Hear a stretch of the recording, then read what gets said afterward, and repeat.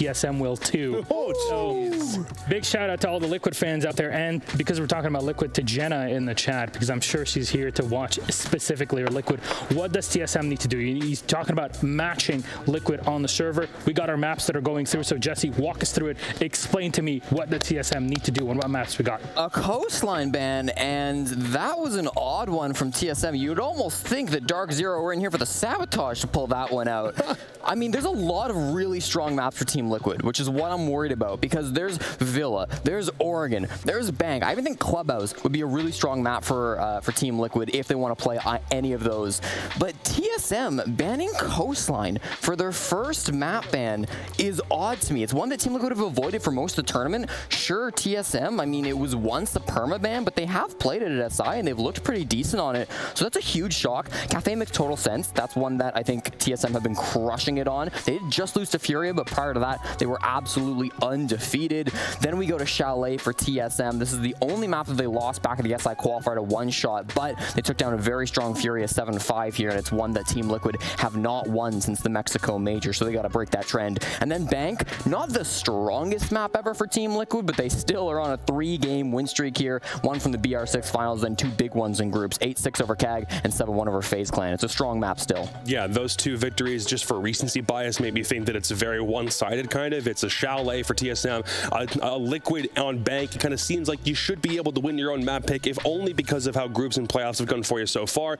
And then we head to Villa as a decider for TSM. So far, good record on it. They seem to be right around the 500 mark so far. And for Liquid themselves, because they didn't lose any map that wasn't Cafe back in the group stage, they are also 2-0 on Villa. I mean, a 9-game win streak for Team Liquid, dating back to the 2020 BR6 finals where they lost to MIBR. So a long-standing powerhouse of a map for Liquid. Kind of expected them to go for something like that for their pick, but if they're more comfortable on Bank, then hey, I'm not gonna judge them. Well, here we are, map 1. Let's talk about it for just a moment here. Chalet is what we're into, and thankfully we'll be able to kind of come back and talk about maps as we go. TSM pick, they've been potentially the best team on Chalet ever since it was introduced in North America. What should we look at in this matchup? Because Liquid are able to match them at this point, Jesse. Well, okay, I would counter that and say the strongest Chalet team that I have seen in my entire time watching Siege was Furia. And Furia have always been this massive Chalet team. They knew how to roam so well. Their pushes were amazing. And yesterday, TSM walked in. They let Furia pick Chalet, and they stomped them on it. They absolutely shut down the aggression. It was a 7-5 scoreline overall, but the way they were able to stop the roam clearing was just phenomenal. So TSM, this is clearly a powerhouse map for them as well. On the side of Liquid, it's not one they've been avoiding. It's been the decider for over half of the games they've played so far at SI. But since Team Liquid have 2-0'd almost everybody, they've yet to play it at this event. So I'm more interested to see how Liquid are going to handle it. Since it's been one that they've kind of been hiding in their back pocket, I'm worried for TSM that maybe Liquid have got some secret strats that they just don't even realize are coming. I'm just waiting for this chant right now. I love it. Here they are. Time never gets old. Jacob, your final words before we toss the game. We're ready. Well, if we're heading to Chalet, what Jesse mentioned about Furia being the best Chalet team he's ever seen, I think that's the transitive property. If TSM then beat Furia on it, then that therefore makes TSM the best Chalet team he's ever seen, right? That's how the theories work. But I do love the map pick overall for TSM. I think it's a case where Liquid simply need to work with how TSM plays and not the other way around. If you're trying to match Brazilian aggression, TSM have already shown this tournament by defeating both NIP and Furia in these playoffs alone. They are capable of doing that. So for Liquid, it is a much different challenge, and TSM should be in a different headspace after defeating 2 LATAM teams already. Very excited to see this match actually go forward. It's North America, it's LATAM Brazil. Who knows? Maybe we'll get a map 3. I certainly hope so. Jacob, Jesse, thank you very much. Let's get ready then. Now we got one game. Now I can actually talk to the casters for a moment. Team Liquid versus TSM. It is LATAM. It is NA. We got Designates to take us through it. Enjoy. Thank you very much, Milos. Welcome back to the Six Invitational Day 8. I'm Desertu, joined, as always, by Ace Pyrite. Thank you very much, Des. I'm absolutely buzzing to get... That's not a word you'd use. I'm absolutely... It's going to be a humdinger, Tim. I'm throwing all the words out that I can think of. But, Tim, I'm really... Des, I tell you what, I've messed this up so much already. This is just an epic Car crash. I've got it. Laser Gate. That one we can get down just about. Let's just shake this out. Come on. There we go. You did far better than I did there, mate. That was I make a much better ace than I do a Des. And I think it's fair to say probably an all right Des, and definitely not an ace. Right, map number 1's on the way, and we can go back to our own accents now. Can't believe fluff that up so much. Can't believe that you got that so wrong. As soon as I said buzzing, I was like, that is not a word that Tim would say. That is definitely a me vocabulary level word. We even practiced it. We did. I apologise. I have really ruined our opener for the day, Tim. I'm so let down in myself. But, Tim. That can go in the bloopers reel. That can be in the intro's bloopers reel. Definitely.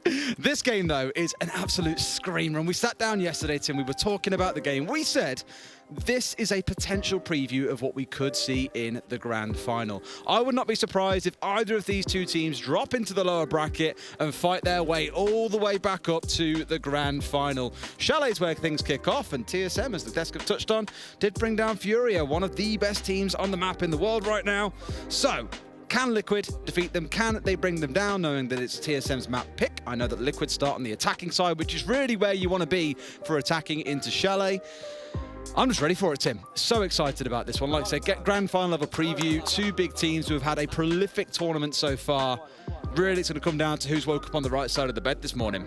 Yeah, I totally agree. I am very, very excited about this one. It wasn't difficult to get up this morning, put it that way, because I've been waiting to cast Team Liquid throughout this tournament. It's our first opportunity. They're another one of those teams that I've followed for a couple of years, and I really enjoy watching, except they've got the change-up. They've got Ask, they've got resets. They've been going well so far. They look very, very dangerous, but I think they are, at this point, meeting their toughest opposition yet in TSM, who have also looked clinical over the last couple of games. As you say, Des, this is a potential preview, I think, of, you know, a possible finals matchup. Yep. Whoever goes down into the lower bracket from here, I'm sure is going to be a contender to get themselves back into it. It's going to be huge. Going to be absolutely massive, Tim. That was what I wanted to say. We've done that, Des. We've done it. You know what really set me off in that? It's when you said the Invitational. The Invitational? We were working a little bit because he was trying to do a Peaky Blinders-esque accent, and I was like, you really got to put the oi on everything. Because in Birmingham, there's a little area called Dudley, and the real stupid line that I always quote to give people an example of what a Birmingham accent sounds like is, "You're right, Bab, I'm from Dudley." And it's just all about that oi sound at the end. So when you like the Invitational, I was like, I nailed it. That's it, mate. You got it nailed down. You've really got this nailed down to a T. I absolutely love it. Bans have rifled on through. Maverick going to get banned away here, Tim. Now, arguably the only, I wouldn't say surprising ban. You do see it taken out sometimes. You've got good nades, got a pretty decent gun. The gadget's excellent coming into things like a Valkyrie against a Kaid, sorry. Speaking of which, Tim, actually thinking about it, Kaid is going to be really strong on here because of the bans that we've seen. No Thatcher, no Maverick. And normally, you will always see a Kai ban paired inside of there. But a bait with the Valkyrie ban coming out, the other side not wanting to leave a mirror up, has taken that away as well. This is going to get a little bit spicy. Yeah, potentially. I mean, the thing is, there's not many hatches that are going to be played around, generally speaking. So that's, you know, that's sort of one play down as to why I think we've not seen the big rush towards a Kaid ban, because you can electrify walls and it's going to make them difficult to clear. Obviously, there's other options. We've got the Twitch being brought along by Nesk, for example. You know, there's other ways of getting those walls cleared off. Your hatches, which can be the difficult ones sometimes. Again, Twitch is quite capable of doing it, but there's just not many that are essential on this for the attackers to be breaching. You know, yes, you want the hatch from maybe master bedroom down into kitchen when you're attacking onto kitchen dining. It's a soft floor around it, so you can work with it. It's not a massive problem. Absolutely. I speak a lot about just how much I love Twitch at the minute, and despite what we saw out of, I believe it was Elevate, Nesk is playing on the F2, not going over to playing on the DMR, which Onigiri did quite a good bit of work. I heard he might have tied up a record the other day, Tim. I think he might have done. I think it might have been a record that's also now jointly held by somebody in this lobby, Des. Imagine if they were both in the same game. Would the server just implode? I think it might do. 27 kills in one map being that record. Held by Parlus in Sojier Pit 2019, and then matched by Onigiri yesterday here at the Six Invitational. Absolutely. Right then, we are well into the swing of things now. Liquid getting underway in the round. As it starts out, you got Bolo playing inside a kitchen, worth noting that he should be holding into his back pocket onto a C4 and daring someone to come stepping above to challenge onto Mert, because that is when a freebie steps in. If he remains undrone inside of here, and I hope they've got an idea that he's inside a kitchen, well, that could be the biggest freebie of their life. Resets, working his way in towards Piano as the point man coming in for the side of Team Liquid. But at this point in the round, Tim, they've kind of got themselves in the building. All 5 members have paused and got on drones here, collecting information for that midpoint of the round now that they're well established inside the building and looking at how to break the next part. Neska's just going to lose one of those Twitch drones there to achieve. Still has one in pocket, so can deal with anything electricals particularly that might be in place and dangerous, but needs to be careful with it. Doesn't want to be losing it. Achieved still here on Mezzanine, but Ask, he's going to find Bolo to start things off, and that really does bring the push. The problem that Achieved is going to have very soon is he's going to be cut off because Team Liquid are pushing through into kitchen, into dining, and as soon as they get underneath him in main lobby, it's going to be difficult potentially for him to get back to site. Liquid are simultaneously pushing themselves toward trench, trying to get in onto that basement level, looking to breach walls, get in, and the plant spot is going to be just inside a wine, I would imagine. Nesk is there, look at that, Des. There's a How cheeky.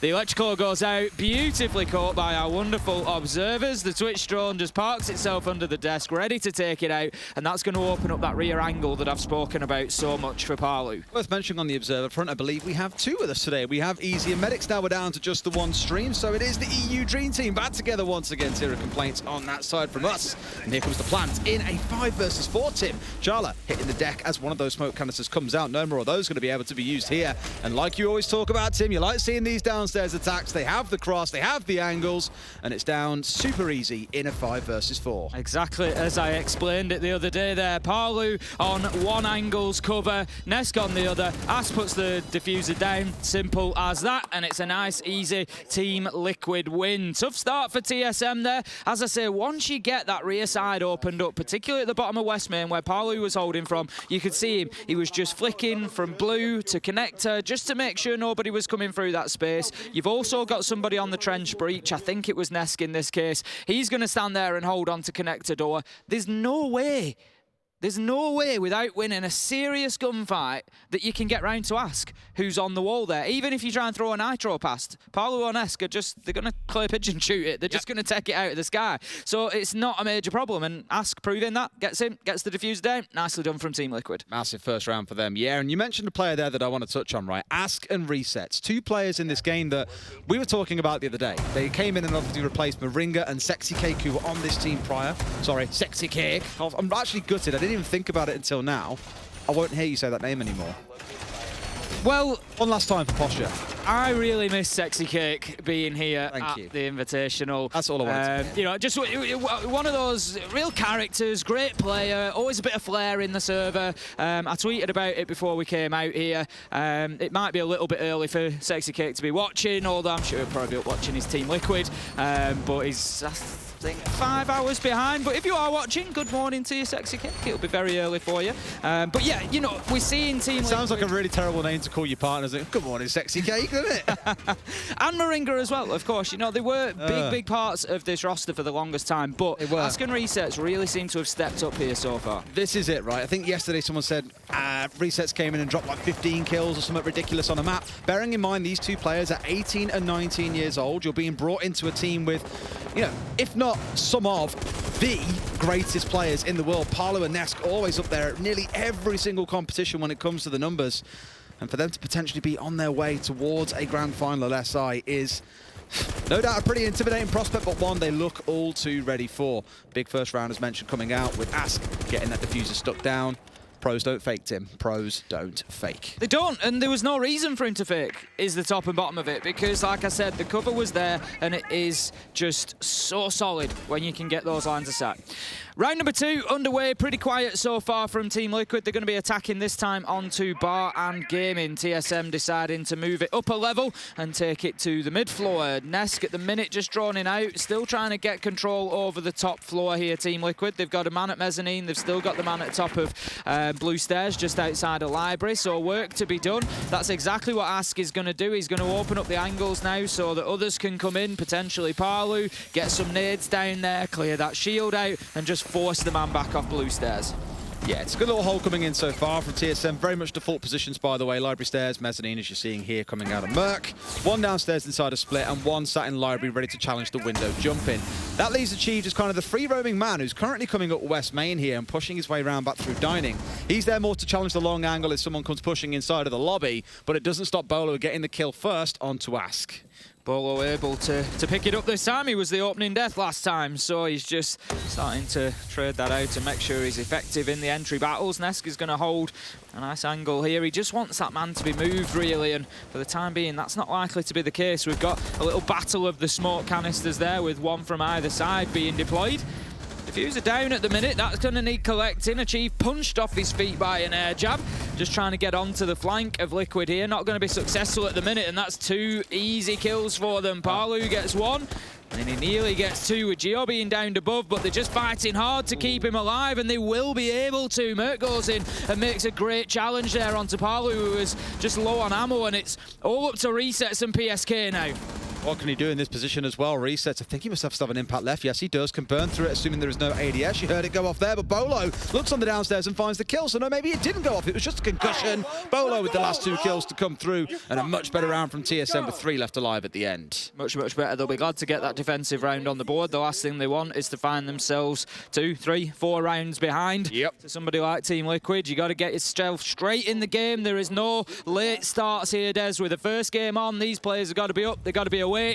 I mean, I'd imagine they might still be. They've been here a couple of weeks now. They may be settled in. Jet lag usually has you waking up a little bit early, so they should be, you know, maybe prepared for it. I know a couple of teams came in and tried to reset their sleep schedule immediately to about getting up at 7 a.m. So you're up, you've had your breakfast, you've had a shower, for example, you're awake and ready to play by about 8 o'clock.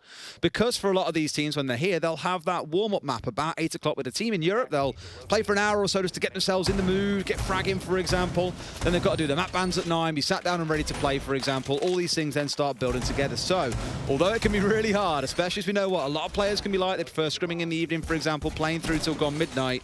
Here is where it gets serious, and you have to be really disciplined to reset that sleep schedule, get it down to 7 a.m. and be in the mood, ready for the early games. Something that, being honest, Tim, we saw M&M struggle with, our UK team, who have yet to set foot in Tier 1. They are qualified to EUL for 2022, but the 10 a.m. games, they didn't win a single one. Anything that wasn't 10 a.m., they did win. They just cut on getting cursed by 10 a.m. games. Unlucky, I guess. But you've got to be able to deal with it. He's got to be able to play those maybe times. to be put in the training schedule going forward. Practice getting up. We spoke to Calvin, the owner of M&M, on the post show last night, and he was saying then, like, you know, it's just learning experience. That means we'd rather deal with it now than it may just moving forwards, because we're only going to go from strength to strength from here on out. Absolutely. Great attitude to have. And Indeed. I'm sure M&M put up a great performance. They definitely did. And it'll be good to see them back in future, which I'm sure we will. Palu going to open up that double window with a concussive grenade going in straight after it. It's going to be a kitchen hold this time from TSM, so Liquid trying to put pressure on that top floor. As I said earlier, you want the hatch really into kitchen. You want to be able to use that verticality. They're going to have a lot of work before they can get that. Palu just dropping away after opening up the bathroom window. At the minute, it's all about just removing the safety that TSM have got, the castle barricades, any utility that they hide in behind, and then it's going to be about getting boots on the ground and inside of the map. Absolutely. Pretty much standard in terms of how they're set up as well, to be honest. They're looking towards playing on big window. They've got Ask and Palu repelling up towards, so at least standard for a solo take. And you have Resets looking to play on the balcony. He's being really passive, to be fair, playing off on the repel rather than trying to hide behind a pillar, as we see a lot of teams like to do. Just keeps you in range to be able to challenge onto bathroom. If someone does try and rotate away, you're there and ready for the cut. And so far inside 75 seconds, it's been a lot of information work. Again, you can see a few members playing around on drones here. Utility coming in to try and burn through ADSs, for example. No magnets to worry about here, but they're just trying to chuck their way through and force TSM back. So it's maybe less about trying to find kills here and more about trying to push them back deeper in towards the top floor so they can get control of office, they can look towards the drop, and they can look for an execute. First smoke canister came up there onto the trophy window, by the way, to try and slow Nest down. It's very clear that TSM are aware they're looking towards a topside take. Well, with another entry there. This time it's going to be Palu who goes down to him, and it's going to be 1 minute 10 left on the clock when that opener comes in. Not going to be easy for Liquid from here because they're running short on time, and TSM are still entrenched entrenched on the top floor. They haven't been able to move them as of yet. They're not able to get in and challenge, and you can see from the silhouettes, TSM are more than comfortable to just sit still here, hold those angles, and make life as difficult as possible for Team Liquid. In come the flashbangs, that's what they needed to get them established. Resets goes in, gets one, traded out by Gio. Bolo gets himself a second on the round, and it's 4 versus 2. TSM looking strong now inside of round 3, and it's Team Liquid that might need to wake up here, Des. That near flawless round of round 1 is a distant memory at this point. Nest comes in and finds one back onto Achieved, but unfortunately for them, there's still 25 seconds to play, and they've got all these members to bring down. They're being shot at from multiple directions. Down he goes. Bolo onto a big 3K in the round, looking to neutralize out round 1 and the dominating show that Liquid had. With 2 rounds back to back now, it's starting to feel like TSM might be waking up into this game. Tim, another round where they finish with more than half the team remaining. Speaking about waking up, there's a special viewer that we probably need to mention, Des. Jenny Ye. Oh, is she around? Liquid super fan. Bless her soul. She's she did say on Twitter she was trying her best to stay up. I'm sure that she's managed it at least this far. She'll be biting her fingernails. Someone tagged us this morning, just like, can you shout extra loud to keep her awake? Keep her awake. Bless her soul. Hi, Jenna. Hope you're enjoying the games. Also worth noting, it's Charla's birthday, by the way. It is Charla's birthday, so happy 24. birthday to Charla. If he watches this back, I mean, it's a good time to watch it back. You've just won 2 rounds in a row, so happy birthday on a high note before Liquid come back and start slamming. Well, happy birthday indeed. Enjoy the high moment. It's got you some faith for your birthday. Not a lot of it. It's not that I don't think TSM can go on to win this. Like, they've absolutely got the capacity. We just know what Liquid are like. They've slammed their way through the whole tournament. They've looked prolific. And the problem is, we've said that about Liquid in so many competitions, and they always fall short when it comes round to the very later stages of the competition. This is around that time we tend to see, we saw it at SI last year, where the cracks start to show a little bit. Yes, they made it to the final last year against NIP. We all know how that ended, unfortunately. Map 5, Liquid just completely running out of steam. That really can't be taken away, because on Sunday, you have to play the lower bracket final, best of 3. Then you have to go and play the grand final, which does not have a map advantage this time around. It's a full 5 maps. You're potentially playing 10 hours of Siege a day on Sunday if you're coming from the lower bracket. Yep. Like, endurance and stamina really weighs into it, and Liquid know what that feels like. They do not want to be there again. No, exactly, that's it. They suffered to it last time around, and it's going to be something that they try to avoid, I'm sure. They're back down to attacking Wine and Snowmobile. Interesting choice from TSM, Des. They are basically completely forgoing the top floor. They're not defending Master and Office by the looks of things. They've done their 3 sites, and they've headed back down to the one that they lost, rather than going up to the top floor. So TSM obviously not keen to try and hold on to that one. Achieved goes for a big run out. It's an absolute freebie. It's the easiest kill you're ever going to get on Nesk, because he can't shoot back. He's in a drone, and he manages to take him down. That is a big play from Achieved. Smart there. He must have heard the sound cue of the drone going out. Feels like a fight that maybe, Tim, I'm only going to say maybe, it's definitely not a definite, that we might maybe win against Nesk. Because in my career otherwise, honestly, I don't think I could. Not going to happen. I still think I'd lose that fight. Think you'd paint him but still not hit him? Still lose that fight against Nesk. You are the hold down F bot for the team, to be fair, Tim. You get in sight, you get the job done, and that's why we love you. Still, a big starter, and yes, not a full defense coming in on the top floor. Achieved is just wasting time, right? He got himself a freebie there. He can be happy with that. He'll probably want to back away towards site at some point, but his fear most likely is PSK's holding out towards lobby. If he drops down there and tries to get back down to site, he's going to find himself in hot bother. Reset's still prepared that he might come out at some point. No doubt they've got a flank drone sat on him as well, just daring him to step forward, and sure enough, he does come back forward, and Resets finds the kill. Leveling things up then for Team Liquid. They just need to find a little spark at the minute, the Liquid. The last couple of rounds have been all TSM pretty much, and this could be a good opportunity for them to rinse and repeat what they did previously. They've lost Nesk, which might make it difficult to get the walls open if Gio's got those electroclaws on there, so that's something for them to consider. Merc's going to head himself back into sight, and we'll just hear one of those electroclaws being applied somewhere, actually. So I think it is going to be tricky for Team Liquid to open up the rear side here. They've only got Ask on the hard breach with the Hibana, who takes a bunch of damage. He's going to be able to open the trench wall. The problem is that cover, as I've discussed. Once he gets this open, he can get in and get the diffuser down, but with that rear-sided wall closed at the bottom of West Main, and it's no surprise to see if it's been a choice for Gio of do I electrify trench or do I electrify rear, he's gone for rear because it's those critical angles. I was very confused as to what that C4's about, but I think it's just a big bait here, potentially, because Bolo's now got in behind Resets. I think he's narrowly just about escaped him here. In fact, they're all the way on the downstairs, so he's got to get down West Main at least, but he's coming down behind them still as they push forward and found a couple. Flank drone surely on the watch here for Nesk. He's watching the wrong man. Bolo with a massive flank, but only finds the one before Reset steps across and gets the shutdown. Big kill coming in here, and they look set to win the round. Shala has got to clutch it out. This will be a big birthday clutch if it comes through now. Can't find the next. One to the left, one to the right. They push him a bit too fast. Liquid bringing things back up to 2-2. Good effort there from Chalet to try and close it out at the end. It was always going to be tough when you've got one on either side of you like that, bouncing back and forward, just couldn't match him and just couldn't find the shots. It was a good attack from Team Liquid. They just got to a point where they decided, look, we need to push into site and try and find a few here, and they managed to do it. They got the wall open at the same time, and it sort of started falling apart. It's unfortunate for Bowley. He sort of snatches at it a little bit. It's one of those moments we talk about. I think you come round the corner, and there's three of them. Like, which do you go for first? Who do you take down? He got one. On a different day, maybe he gets two, maybe he gets three and wins the round for them. It's just one of those where there's just too much choice sometimes. Absolutely. Whew. I mean, it's keeping things all even and square, Tim. 2-2 apiece. It's looking like a very competitive game, the one that we knew it would be. The worst thing coming into today would have been to see this just go straight away like, okay, it's 4-0 TSM or it's 4-0 Liquid.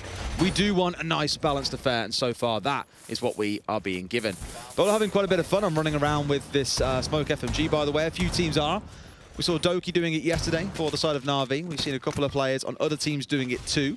Kind of growing into it. And in case you're looking at it and thinking, why is one of the entry players, or at least the flex players, playing on a smoke? Surely that's a hard sight position, no?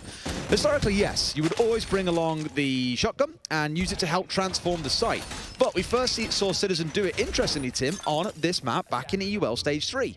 And in the interview, we asked him, you know, why were you sitting on mezzanine behind a shield, playing with the smoke there? Like, you're the go-to entry player for your team. Why is this happening?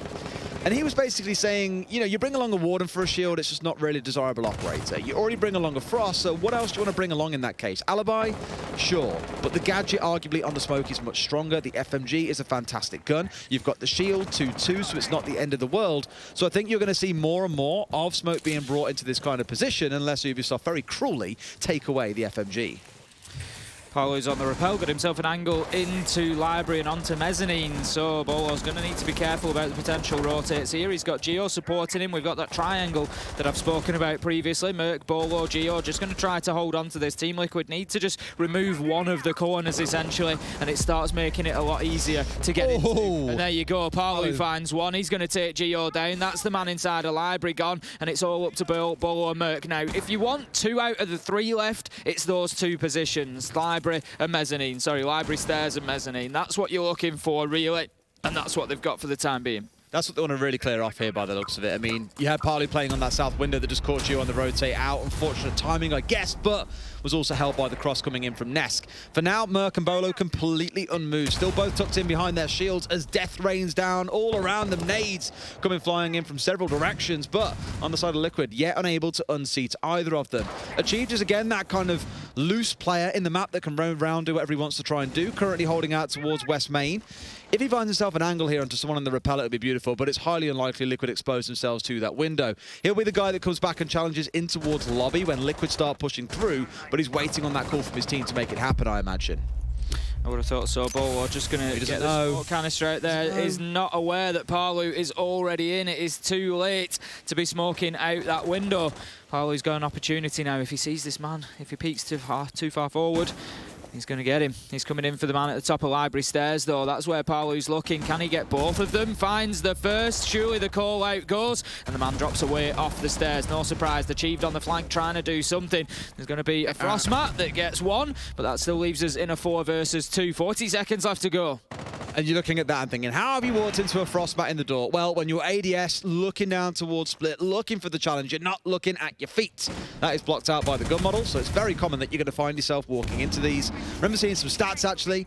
Number of Frostmats that get walked into is the highest in diamond level play. So you don't really see it so much at lower ranks because people do look at the floor a lot. At this level, no one does. Reset's bringing it down to a 4 versus 1. This is feeling a lot like round 1 all over again, Tim. An absolute stomp by the side of Liquid.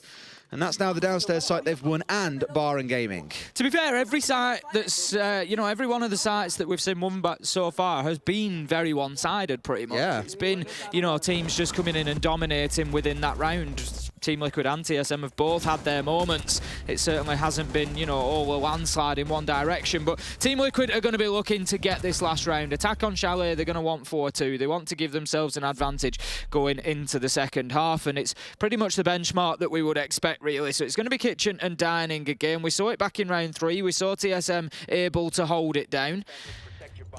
Team Liquid struggled to get inside of the building, really. We saw the top floor being held onto for the longest time. Bolo was able to get a number of kills up there, and Team Liquid, they need to deal with that better this time. Maybe use that throwable utility a little bit more. It was quite late before we saw the flashes coming in, but when they did, it gave them that entry. They got a kill onto Geo. They started to mix things up a little bit, so maybe just getting onto that a little bit sooner. Call me a cynic, but I'd really like to see Resets get a bit more aggressive playing on the bathroom window. I mentioned that he sat on the rappel last time up to the north end of the balcony and then just looked to hold the angle down onto the library window ready for a run out. And it was like, yeah, you're on the Zofia, like, get in there, cause some trouble, raise some hell, press down south through bathroom whilst you've got players trying to get in solar and one holding on the double window. Like, your job is to flush TSM southwards, and I'll give full credit to TSM. They pulled back at the right time. They didn't overexpose themselves at any given time. But again, for Resets, more aggression as someone being on the entry. Someone's got to be the spearhead, and so far he's having a pretty good game, set up 5-3. Let's see him take that role in this round. Going to see the same again here, where Palu opens the window and the drone goes straight in. Try and catch out anybody who's playing inside of there. They didn't really manage to get too much out of it last time, apart from locking Geo in place when they were able to push in eventually. Didn't really have room to move because of that double window. But Resets is going to come off it. Palu moves around to continue opening castle barricades.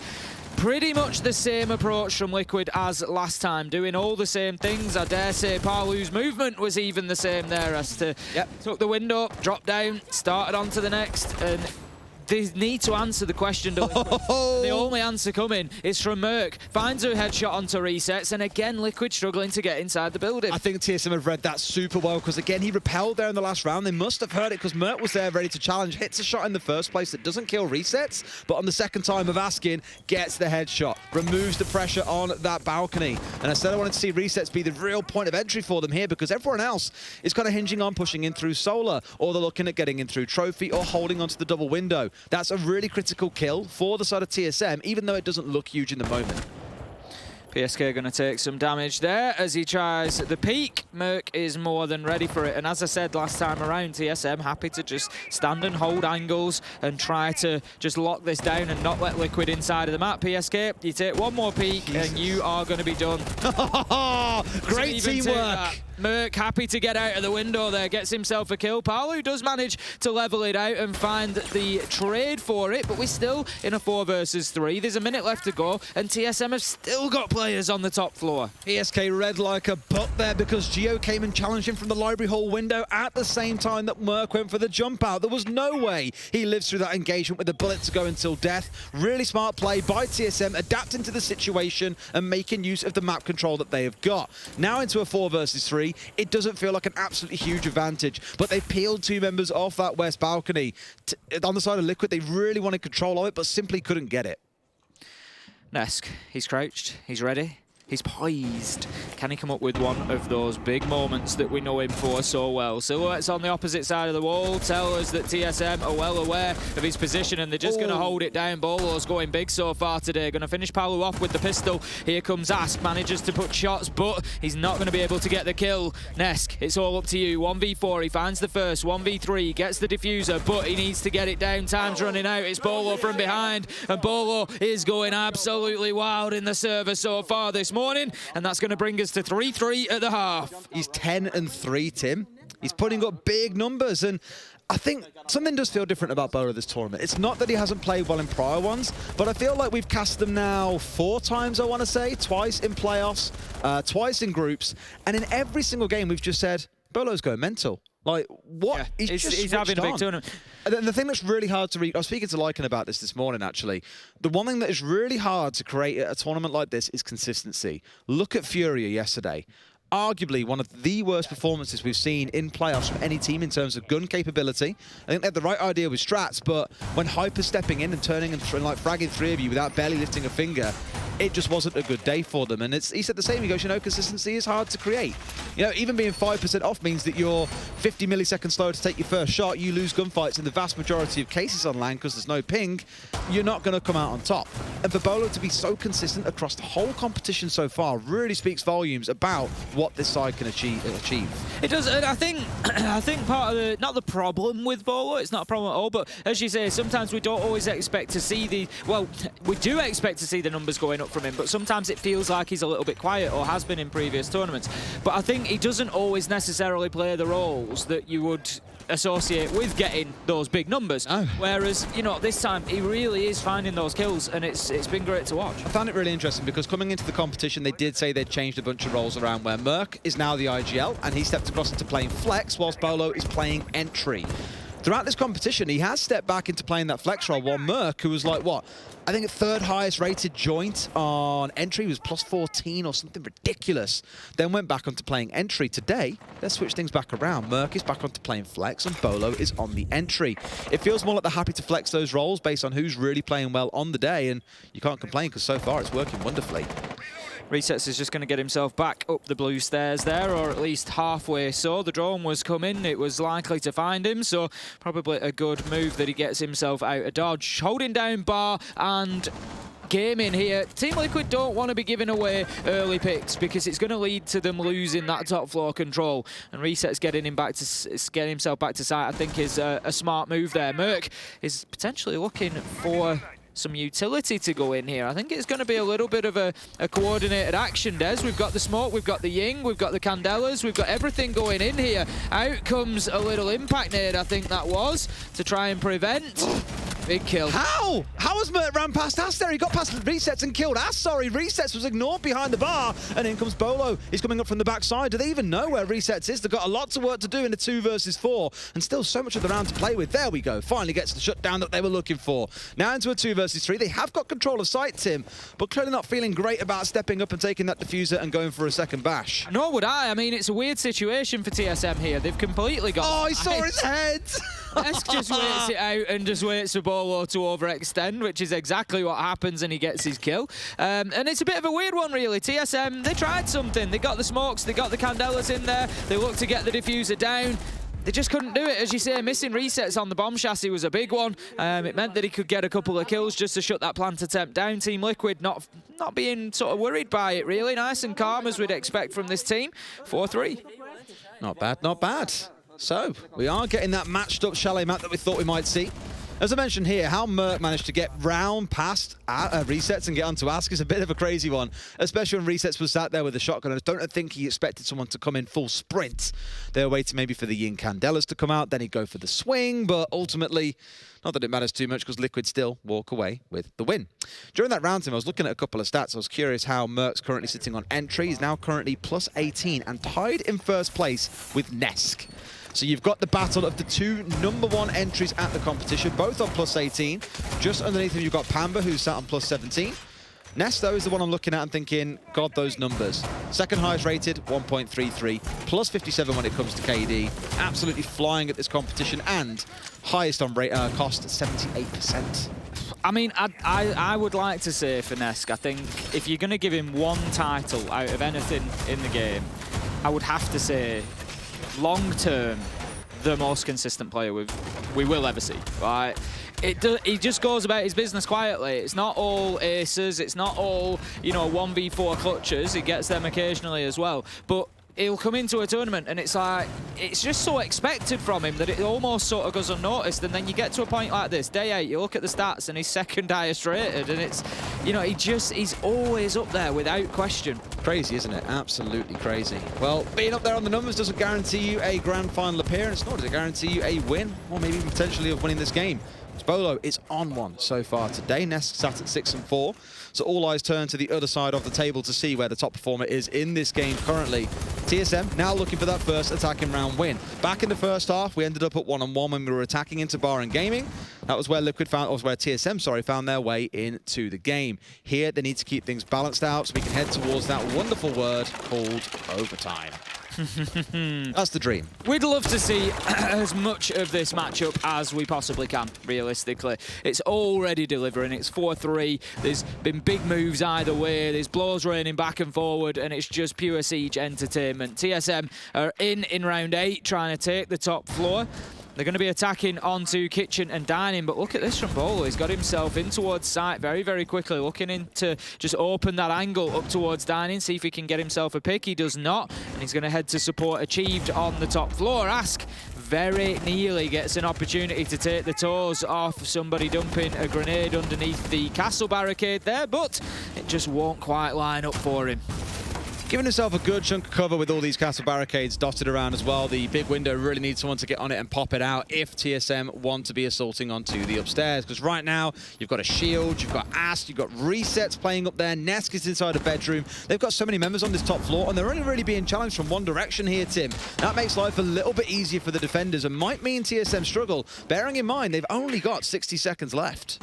Chalet looking to get himself onto the bathroom window. Could be a freebie there. He sprays across on a different day. Maybe he catches the head, but not now. Achieved, however, does find a headshot, and that's going to be onto Nesk. Big player taken down, and 5 versus 4. 50 seconds left to go, and TSM, they're not doing badly. They've got themselves a second kill. They need to start thinking about Sight. The third kill comes in. Sight's going to be irrelevant at this point, as they really are just chewing their way through Team Liquid here in round 8, looking to level things up at 4-4. They can start opening up those verticals, and it's all down to PSK and Palu on site. Looking a bit dicey, yeah, really big for TSM to get those 3 kills on the top floor because Liquid have played it perfectly up to that point, wasted tons of time, kept them at bay, kept them guessing with the double castle barricade coming in, one big window, one on the single doorway. Just meant it was too much for TSM to deal with, but in a 5 versus 2, surely they close this one out. Parley being challenged, finds one inside a trophy, a great little shot coming out from PSK though, as the two double up together. Clock's about to hit 0, it's time to go, it's now or never. Achieve finding one more, a 4 versus 1, and Palu can play spoiler here. There we go, they get the kill in the end, but it literally came down to the very final second, Tim. I think we're seeing exactly how this game is going to continue for the rest of it. 4-4, and no advantage can really be found by either of these two teams at the minute, despite how hard they are looking for it. Round number 9, it's going to be, and we're heading down to that basement once again. It's going to be Wine and Snowmobile. Can TSM attack this as well as Team Liquid did? Team Liquid, very capable on that rear-sided push, opening trench wall, getting in, holding the cover, even getting a plant down. They played it fantastically. TSM, they're going to have to show some real mastery of the site if they want to take this off Team Liquid. They are. And equally, we're going to have to see, one, the attacking side be strong, but also the defensive side. Obviously, it's considered probably a bit easier to be on the defending side here. You know where your setup's got to go. Not so much for the site itself. The map overall has a bit of an attacker lean, or what we saw at least in Stage 3 across the world. I think here at SI, it's been a defender-sided map though, Tim. Bank and Coastline have been the only 2 attacker-leaning maps that we have seen, despite what many would consider us being in an attacker-leaning meta. Absolutely, absolutely. Let's see if that continues, Des. Let's see how TSM can do on the attack here. Let's see whether they can break through that Team Liquid defense. Resets are just going to put a Banshee inside of the main door there. Looking that they don't want anybody just pushing in quickly and getting themselves down main stairs, causing a nuisance. We've got mute jammers on both walls. Won't necessarily prevent them being opened. We've got multiple hard breaches. We've got Merc on the Twitch as well, so there's going to be plenty of options. But interestingly, TSM going straight towards that front wall, which is something that Team Liquid pretty much ignored, really. I imagine we're going to see the nade go in. PSK is just looking to reapply the electrical potentially. He's just waiting to see what happens. The Selma charge hasn't been detonated as of yet because the mute jammer is still in place, and it looks like TSM have largely cleared out from trying to open that up. Just completely rotated off here, maybe identified that with the Kaid there, with the jammer on it, you could see how hard Liquid really wanted to force it to be locked down. So, a total change of plan, moving themselves down here towards library side and looking to push down into lobby, most likely. Probably also want to get control of the library stairs and force their way down through blue, push down through lobby. It's a bit of a different take, really, because normally to go in through lobby, you do want that front side opened up, and they may have found it here. I think, Tim, as we can hear the sound was ringing out. That may end up being onto Mez trying to force away Ask, who does indeed get caught out by Merc. I love that we're just seeing a completely different approach here from TSM. It's always nice to see how things can be done differently. There's always an option in Siege. There's always a plan B, a plan C. Right now, I think Liquid are just about finding plan C as they're getting themselves back to the site after the first couple of options haven't really worked. They tried to keep the front wall closed, which, is it still closed? I think it's still... Yeah, it's still muted. So you've still got that closed, but they've tried to just contest out in the map. It's got to the halfway mark, and they've said, nope, that's enough for now, and they're going to get themselves back. But Resets, he starts to wriggle his way back upstairs. Now then, if TSM don't have flank drones in place here, and could be forgiven, there's all 5 of them at the minute still alive, this could be an absolute freebie for Resets. I mean, they've got no one dead, so no one's going to be sat on flank drone at the minute. Like, Geo's droning in. Oh, I tell you what, this is timing. This timing. Geo has just put a flank drone right in front of him inside of the bush on the other side. That is criminally unlucky for Resets. If he was any like 2 or 3 seconds faster, he maybe gets on Mez there and kills 2 or 3 people. But it's been a great little shutout, and there you go. Charles seen it, does get the drone taken out, and now he knows he's got to pull back. But elsewhere, you got TSM picking up the pressure a little bit here. Bolo finding another 13 and 4 across 9 rounds so far. Tim achieved traded back the other side. Charlotte, the birthday boy, finds one more for himself into a 2 versus 4. That's his age in case you missed it. PSK 1 back, and a 3 versus 1 sets in. This surely can't be clutched out by Palu, finding himself in a similar spot to where Charla was just back in the first half. As you can see, the red ping's coming in. They know that TSM have got control of the other side. They could look to go for a plant here, but it feels like they really want to try and find the kills. Tim Geo just trying to get rid of that gadgetry. Job done. Parlo could just spray the soft wall here as well. In comes one. That's a really risky challenge to come out. They've got to win it. Geo does it. If he died there and the diffuser went down, that could have been the round going against TSM, but no. They find themselves another and move to 5 and 4. Good round for TSM there, Des. They came up against a number of obstacles and they were able to find ways around it. I particularly like Merc and Bolo's push into sight together combined. Bolo pretty much sacrificing himself so that Merc could get the kill, and it really opened up the remainder of the round, leaving Palu all on his own. Wasn't able to clutch it out.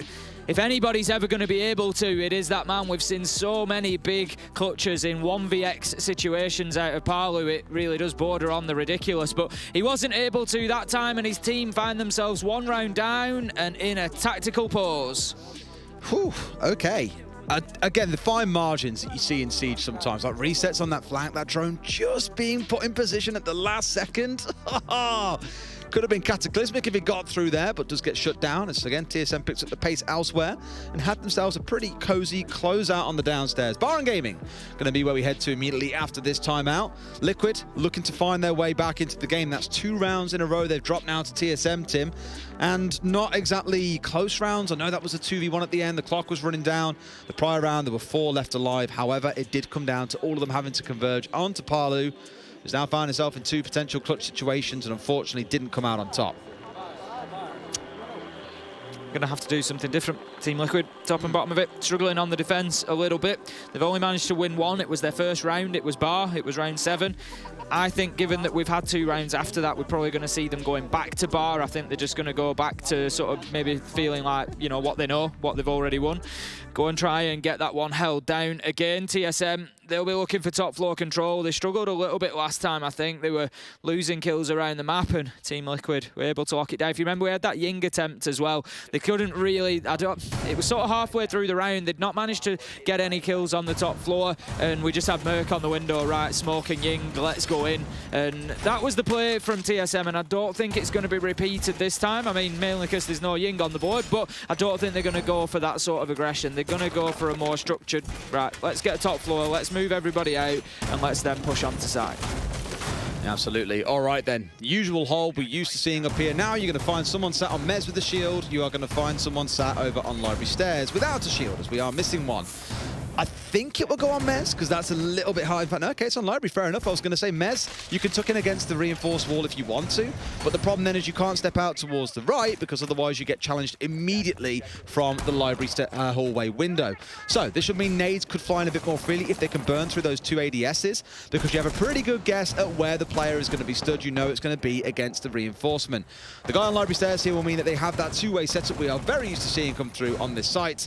And imagine like we had from Achieved on this site back when TSM were defending, you'll have one player from Liquid getting out on the roam, and this here is Palu. A couple of holes opened up in towards that front lobby, with one wall being reinforced off, means that he has a sight line through. Anyone steps in through that doorway, they are going to be challenged pretty much immediately by him.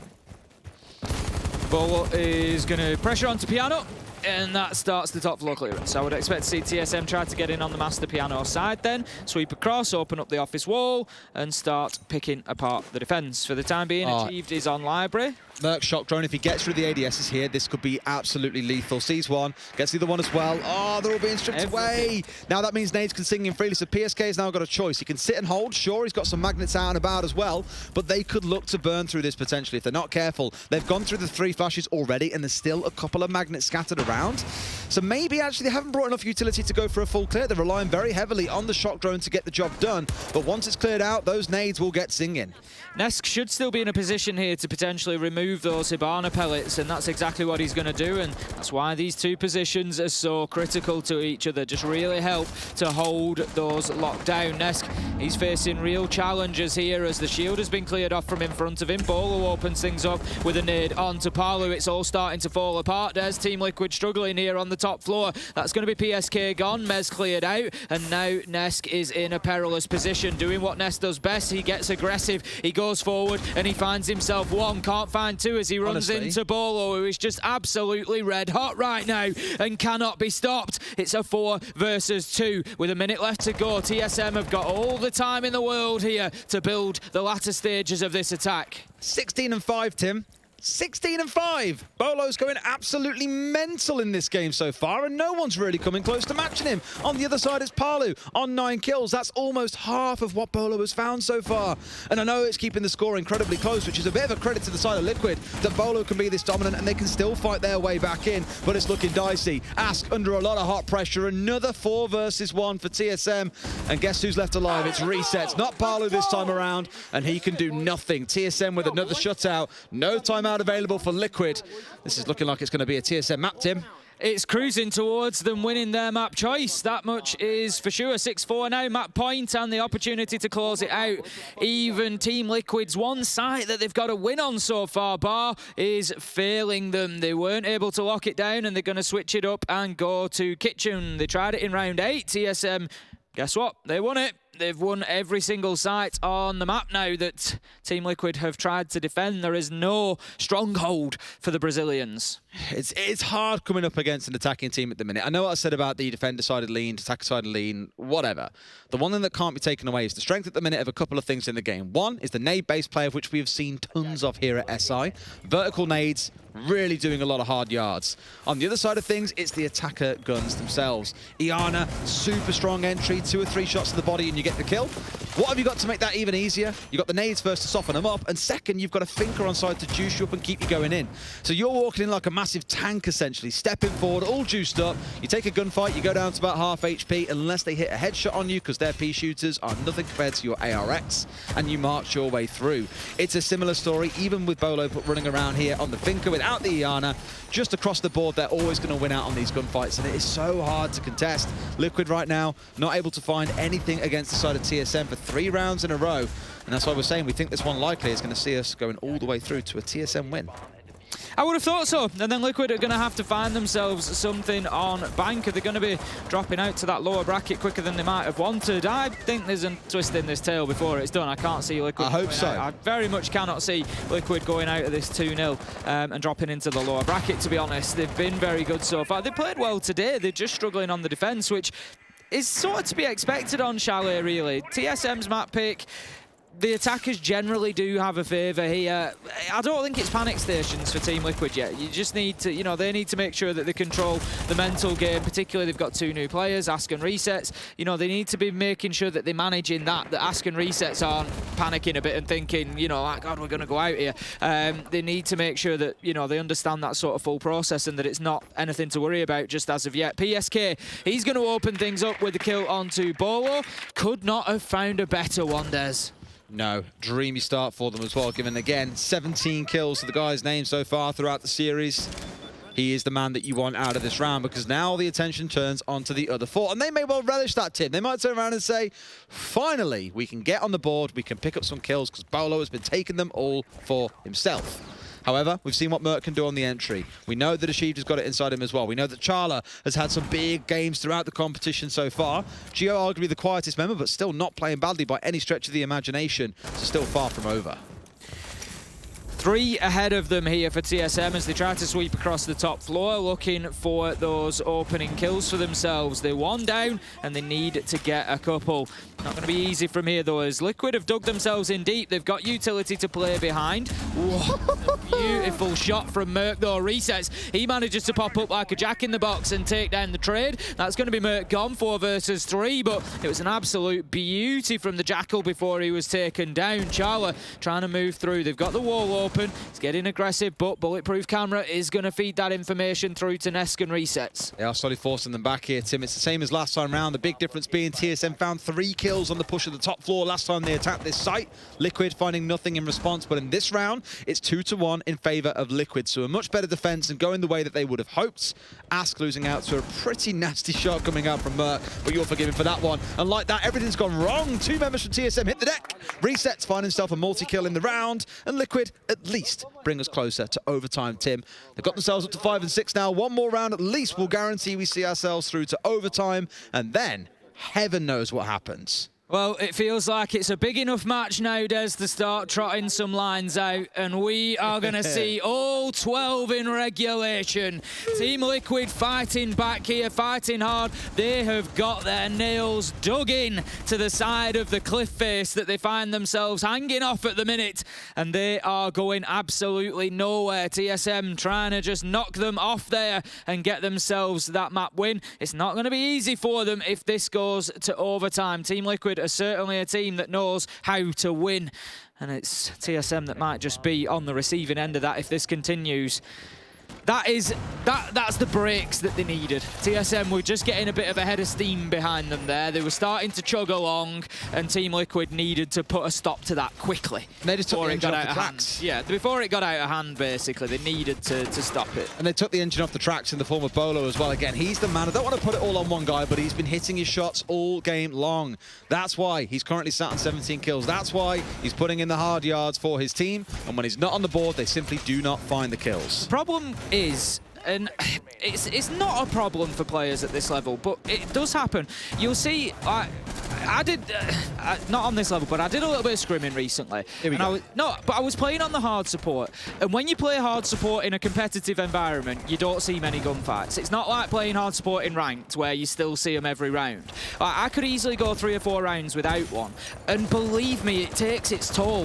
When you find yourself in round 5, round 6, not having really had a shot at anybody, and all of a sudden you're in a gunfight 1v2 at the end of the round, it can have an impact. And, you know, with Bolo picking up so many kills, it will potentially have an impact on the others, because round to round, they may not actually be seeing very many people, particularly Gio. You know, he may not actually be functioning in that way for a lot of this game. And so it can be very, very difficult to manage that. Insights from Tim's scrim team. It's just you know, the experience that I've had of playing 4 or 5 rounds without seeing somebody. It can be tough, and we can't underestimate that. And TSM, they need to make sure that if Bolo does get taken out, you know, I'm not saying they're a one-man team, but they've got to be ready for those fights in his stead. Charlotte Merc had some great kills. Achieved has been in there as well, but just maybe not as much action as they might have liked. Absolutely not. We've seen this whole, this sort of hole coming up before Tim, and that nade coming in from below is just cleared away. All the gadgets that were scattered around PSK, I'm pretty sure he had a jammer set up there as well, which has also been cleared away. Still has 2 discs covering him out here. You can hear the drones coming through, so he knows that they've got eyes on him at this point. Think back to the first half when Liquid were on attack and Palu got inside a library and tore Bolo's head off once he got into a key position. A little bit more attentive on the side of Liquid so far, despite all the pressure that's coming in, and it feels like TSM still looking for a way in. Nesk is one of the few players that will stay on those stairs once that shield is gone, if you've noticed. He just does not care. He will just keep pushing forward. He's got Palu supporting him at the minute, but we saw it last time around as well. He was more than happy to keep aggressing forward, and it's just the confidence of the man. He knows that there's gunfights ahead of him, and he knows that he can win them, so he's quite happy to keep peeking. Bolo's going to get himself in. Oh! What did I say, Des? What did I say? Nesk does not care whether there is a shield there or not. He will still stick his face into that breach because he knows and is confident that he can win them. Bolo taken down. Chalet with him as well. Achieved on low health. This is going to be tough for TSM from here. I'll give it to Bolo, though. Something had to happen in this round because they were very much stuck and nothing was happening despite getting rid of shields, despite clearing off Mez. The players didn't move away, so that's when you have to take advantage and make something happen. But the only one taking advantage in this round is Nesk. He's onto a quad kill and maybe even looking towards an ace here as Geo is the only one left standing, pushing in on towards Mud, and Nesk racing down to greet him, ready for him to come pushing in. But Geo has already rotated away at this point. He might have his ace taken away from him, but one thing that shan't be removed, Tim, is the threat of overtime. It's well on its way, finding one, finding two, but it's already a bit too late. Can try and go for the plant, but the hatch being held by Palu. We're going all the way to overtime, Tim. That was better than the intro, at least. Was it? I didn't say the word buzzing, so it didn't throw me off. As I say, you know, and I want to give credit, you know, I made a point there that when you're playing on the support players, you're out of the game a lot, you're sort of cold. It's, you know, Geo hitting a couple of beautiful shots at the end there, and that's the real, you know, measure of the skill of these players. I might struggle when I'm out of gunfights for 4 or 5 rounds. These guys just come in and still keep slaying, and it was beautiful from Geo. A good effort at the end, but loses it in the 2v1. It was too little too late, effectively, from TSM. But what, I mean, I couldn't have timed it more perfectly to make that point about Ness, could I? He just will not be moved, Des. He gets his shield removed. He gets his utility removed. Most players would drop away from blue stairs there, but not Nesk. Not when they're at a 6-5, because he knows that that position is important. He is not going to give up top floor. He wants Palu on that hatch. He wants to be able to take down anybody that comes in through double window. So he just steps into the breach and says, no, this is mine and I'm not going anywhere. I don't care if you've got 17 kills, Bolo, because I'm Nesk and here's 4 for me. Simple as that. Well, again, it's one way to stop TSM in their tracks. Apparently, the answer is bring down Bolo, because the 2 rounds where he's been the entry death, they have lost their rounds. And, you know, he has to be the entry player for the team. I mentioned that they'd done all the hard work. They got library stairs cleared out. They've managed to blow up all the gadgetry that was scattered around Mez, and the players didn't move. Nesk stayed put. PSK stayed put. They didn't seem rattled or particularly phased, not fearing any more nades coming singing on through. And ultimately, they reaped the dividends of that. Big 4K coming out for Nesk in the round. In we go then to overtime with TSM continuing on the attack. This could get a bit scary, Tim. It certainly could do. It's not going to be easy for Liquid, but having had those 2 defensive rounds in round 11 and 12 is going to do them the world of good, because they can now try to rinse and repeat effectively. They're going to go back to Kitchen, which was the first defensive site they won back in round 11. If they shut this down, they'll try Bar and Gaming again.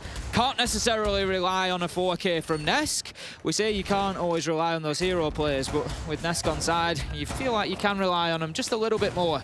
Now, last time around on this site, not so much in the round a couple of rounds ago in round 11, it was the prior one. They had both of these doors, well, the double window and the single doorway going through in towards Piano, completely castle barricaded off. That's how wonderful observers are now going to show. They were left closed. In round 11, TSM did open them both up, which forced Liquid back a little bit quicker. It didn't stop them getting the kills they were looking for, but at least TSM have adapted to this and gone, you know what, we do really need that double window control if we're going to force them back, cut the rotate off, and all shove them towards Solarian. So here they've already clocked it very early on. They've blown it out from distance, and now they're looking in towards finding what pressure they can. And again, the kind of tug of war around this top floor, this control of the front line begins with Liquid starting things up towards Office and Piano. Bolo moving in underneath, likely spotted out on the cam just before he shoots it out, so they're going to know his position here, Team Liquid at least. Merc trying to push in and trying to get something going from that library side. TSM have got themselves well established inside of the map now. This is pretty much what we saw last time from them when they were attacking onto Kitchen, but they just really weren't able to drive Team Liquid far enough back, and they ended up losing a couple of men whilst trying to push across that top floor, and it really did cost them in the end. So let's see if they can work that clearance any better. I think the utility utility clearance is going to be particularly important for them. We hear the ADSs just taking down some of those throwables whilst they try to clear the shield out to force resets deep. There comes the nade as well. Not quite getting the shield as well. I thought surely it would find it. Tagged the man, but not the shield. Wild. That's a now problem. resets. It is a massive problem, Tim. They can sit and hold. I mean, not the biggest of problems, but it's about to be, because they've only got one nade left. They've still got 3 flashes they can burn through if they want to get rid of any of the ADSs that are still around, for example, but I won't be too fearful. Look at this. They've still got this deadlock set down. I mentioned this front line that gets established. TSM, once again, have just found themselves ground to a halt, and they've had 2 minutes to play with, Tim. Yep, looking good for Team Liquid at the minute. 2 minutes, not really been moved. Resets finally. Don't tell me. Was that the nade? Don't tell me that was the frag. That was the frag. That must have... How? Like... Oh, boys. That's rough. Resets is still going to be forced out, so it's not the end of the world. Everybody's going to drop back to site now. The call has obviously come from Liquid, dropping back to Trophy. Palu goes underneath into basement for a potential flank. It gives top floor control to TSM with about 35 seconds left to go, realistically, if we're looking at working time. Bolo just conscious of the potential for somebody to push back up Trophy stairs, but it's still 5 versus 5, and TSM, they're going to have to start finding kills.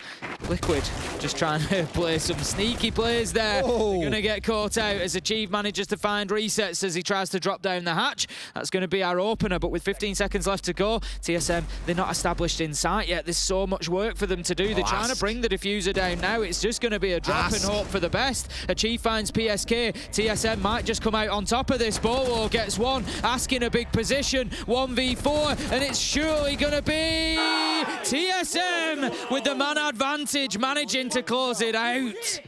Very dicey in the last few seconds. Part of me really wanted Ask to just hold on there. He did swing expecting to see a plant going down. There was no plant. You didn't hear the beep of the diffuser. Found the man standing in the doorway, took the firefight, and TSM laser focused and reacted incredibly quickly to his challenge coming in. Otherwise, he could have potentially completely shut that round down, Tim. But overtime is what we asked for. Overtime is what we got. 7-6. TSM, 1 round away from walking away the winners. Kitchen and Dining, we're going to see yet again. That's 3 times across 4 rounds we have seen this site played, Tim.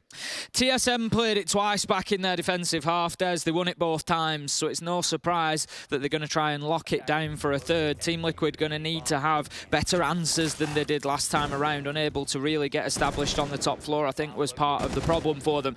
TSM did a great job of that in the last round. 40 seconds left to go. You really thought that they'd sort of burnt the chances, that it was just going to be too late in the round, but Team Liquid just looked a little bit scared to try and hold on to site. They'd all dropped away from site, and TSM were able to just find that space that they needed to get in there and have a sort of diffuser attempt, but not really need it because they just found the kills. I think quite critically in that last round, the work wasn't being done by Bolo as well. That's where the difference maker came in. Achieve found a big entry. Bolo did get 1 kill in the fray of things, but really it was Chalet getting involved. Achieve was in there.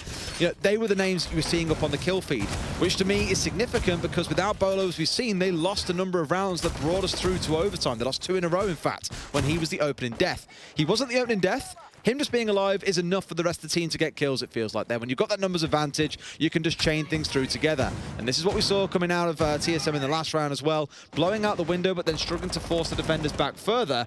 Imagine TSM probably won't hold to this top floor as devoutly because they've only got a couple of shields in back pocket. One of those, which I imagine, probably not going to be positioned too far forwards as we saw coming out of Team Liquid. Oh, he's just taking his long shot onto the door there. Not going to find anybody, but certainly going to be a warning to stop poking your head out. Merc, he's looking, surely not, he's looking for the reverse angle with a UMP, Des. He tries to take a shot at Palu, who I think is reasonably confident in staying in that position, but he will drop away. He's going to look to get up to the map face. He doesn't want to stay so far away for so long. We're a minute into the round. His team are going to need support. Nesk is holding down Trophy window for the time being, looking for any potential rotation to come through as they move down Trophy stairs. But right now, there's no reason for TSM to move, and certainly not in that direction as Liquid, they're holding down the complete north side. Yeah, see the difference in how things have gone? Like, Liquid have identified, okay, they're doing a similar thing to what we did. Let's go and push Solar and cut off the way they'd retreat. The problem is here, TSM have got the shields facing northward as well. They're prepared and ready to play behind them as and when. Bolo currently forgetting that shields exist. It seems as he is trying to push forward really aggressively in front of it. Really what I think Liquid want here is someone on the south side to come and do some work, but that is a lot of map to clear in a very short amount of time. Palu going to find himself getting up on the double window here, ready to blow this one out. If someone's there, they're going to be dead, and sure enough, it's Merc. PSK finding the opener. big for Team Liquid. They can start to ride that advantage if possible, but Bolo, that man once again, manages to find a kill onto Ask. That's 19. He could be on for a 20-plus game here, and he really has been phenomenal. Nest holding down that trophy window still. I'm not sure about this, Des. He's been on that angle for 2 minutes. Not really where you want your talisman player. He needs to be in there getting kills for Team Liquid. Right now, they're not even inside of the map. There's 50 seconds left to go. TSM are looking solid 4v4. Absolutely. Okay, then let's see what they can do. It's in the spot where it's a bit ropey here in the last 40 seconds or so. In comes the pushes on the shield, but he finds Charl around the side. A trade back elsewhere, 3 versus 3. Bolo hits the 20 that he was looking for. Palu's left all alone. TSM have done it as Bolo hits 21 kills. They take map number 1 and find themselves potentially having Liquid on the brink here going into bank. What an effort from Bolo and from TSM. Liquid fought them back to overtime, but they were able to lock it down in 2. Bolo with 21 kills is obviously going to take the spotlight there, but it was a great team effort out of the North Americans to take down what looks like one of the most dangerous sides in the tournament so far. Not a bad game by any means on the side of Team Liquid, above 30 kills for the top 3 players. They really played their part, but TSM, they had all the answers. We talk about games being competitive when they end 7-5. If it goes to overtime, it really goes to show you the full story. Just unfortunately for Liquid, they didn't quite have someone matching the numbers that were being dropped by Bolo. Big game, Tim. That's the sort of thing you want to see when it comes to, again, what could be a preview of our grand final. It is. I mean, what more could you ask for? If that was map 1 of the grand final, you'd be absolutely loving it now, wouldn't you? There's a long way to go before we get there, and there's 6 other teams that are going to have something to say about that, I'm certain. Yeah. But what I am also certain about is we're in for a big bank. Do this with me, come on. Let's get excited, boys and girls. Back after the break for bank.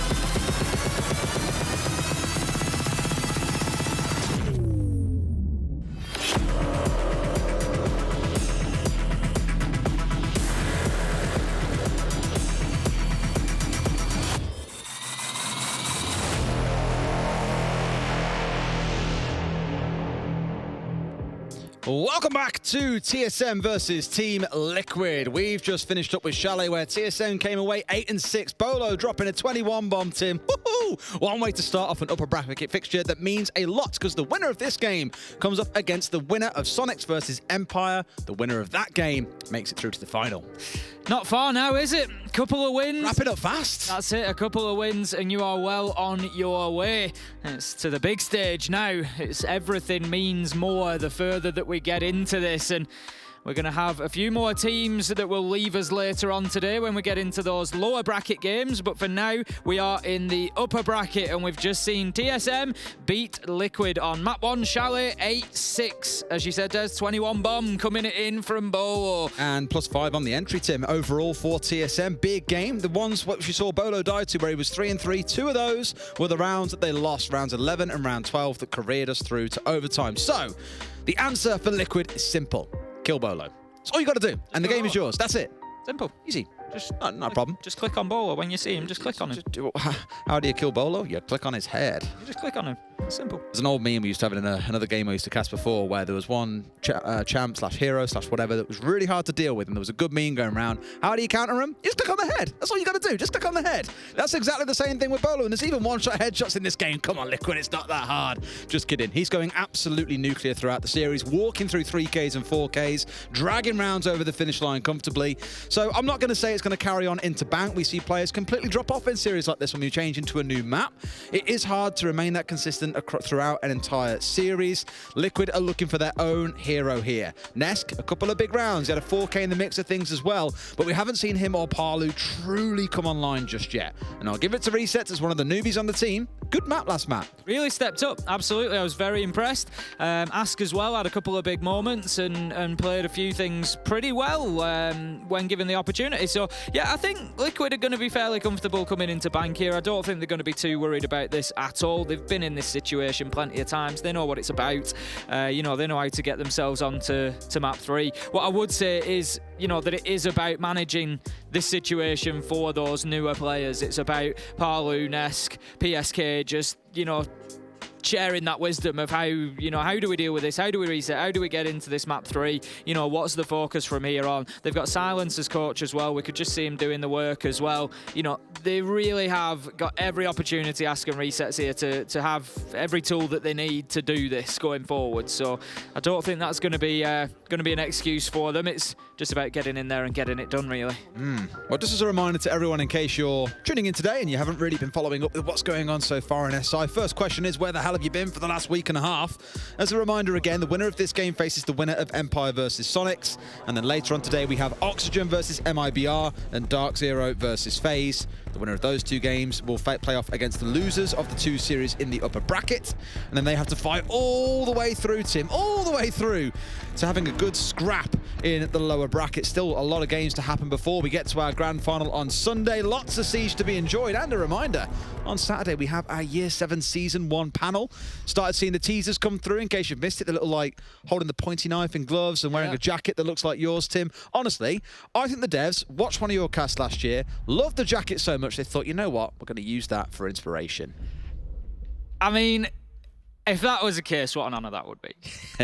It was a very nice jacket. It was a very nice jacket. It was the jacket that I wore for the final last year. I got a question. What are you more excited about? Are you more excited about Year 7 Season 1, given its proximity, or are you more excited about Year 7 roadmap to see what's coming over the next 12 months?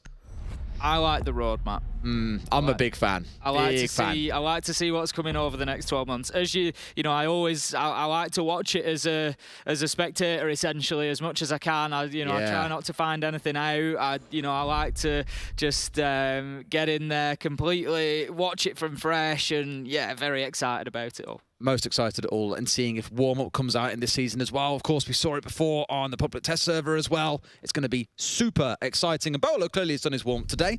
A few T-hunts before he got into the server. One ban coming away that is quite spicy is the Osa.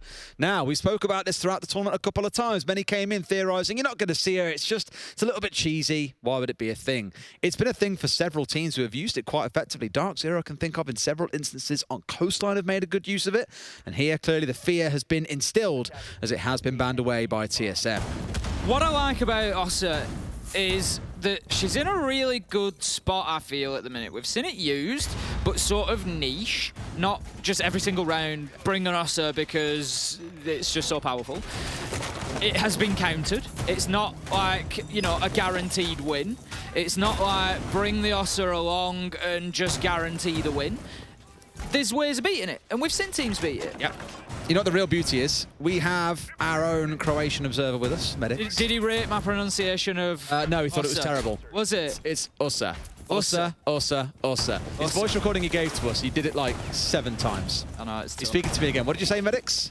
Was that better, Medic? It means a wasp. Ossa. Is that better? Ossa, that's a bit heavy on the O sound. It's like os. You know, you go like Ossa. Like Ossa. Ossa. Okay. Ossa, Ossa, Ossa. It's a very light H sound. Well, Same way in which when I cast the Nordics, and I was always calling Nook like knock. He was like, no. Snurrelaith, the caster over there, said to me, it's Nook, like N-U-H-K. That's what that weird O does, Yes. that we just have no idea how that character sounds. Yeah, Nook is what you're looking for. there you go. Nook. Couple of pronunciation lessons before we get into the action phase. I feel like we're the wrong people to do pronunciation lessons, I Tim. think we definitely are, and I'm Six Invitational. pretty sure Medics is still sat there rolling his eyes because I didn't get Ossa right once. He's absolutely fuming as he says. His pronunciation of which, absolutely flawless. Oh, yeah. So we get into this 45 seconds in. Merc's going to be heading down the main stairs. They are attacking on bank, and they're looking to clear out those Team Liquid roamers for the time being. It's Tellers and Archives, I believe, is the site. No, it's all the way down. Sorry, I misplaced my silhouettes. We were All busy the way- talking about we were. Ossa. All the way down, you Ossa, can forgive Ossa, us. Ossa. All the way down in lockers and CCTV. So clearing out the mid floor going to be important, making sure they've got hold of that so they can get the hatches, which is exactly what they're doing. But they're using both exothermic charges, so it's going to limit the size. I think the first one was an exothermic as well. It's going to limit the size of the hole they can put potentially in the server wall. Indeed. I mean, we're looking at the Heartbreach gadgets. We spoke about this the other day as well. I can't remember which team it was. They brought an Ace, they brought a Thermite, and they brought, I want to say it was Ying. It was Dark Zero. Of course it's Dark Zero. As soon as I say Ying, I just think a Canadian playing it. They had the 2 Heartbreach gadgets. They had the 3 Selmas, 2 which were given to a hatch, and the 2 Exothermics to go onto other hatches.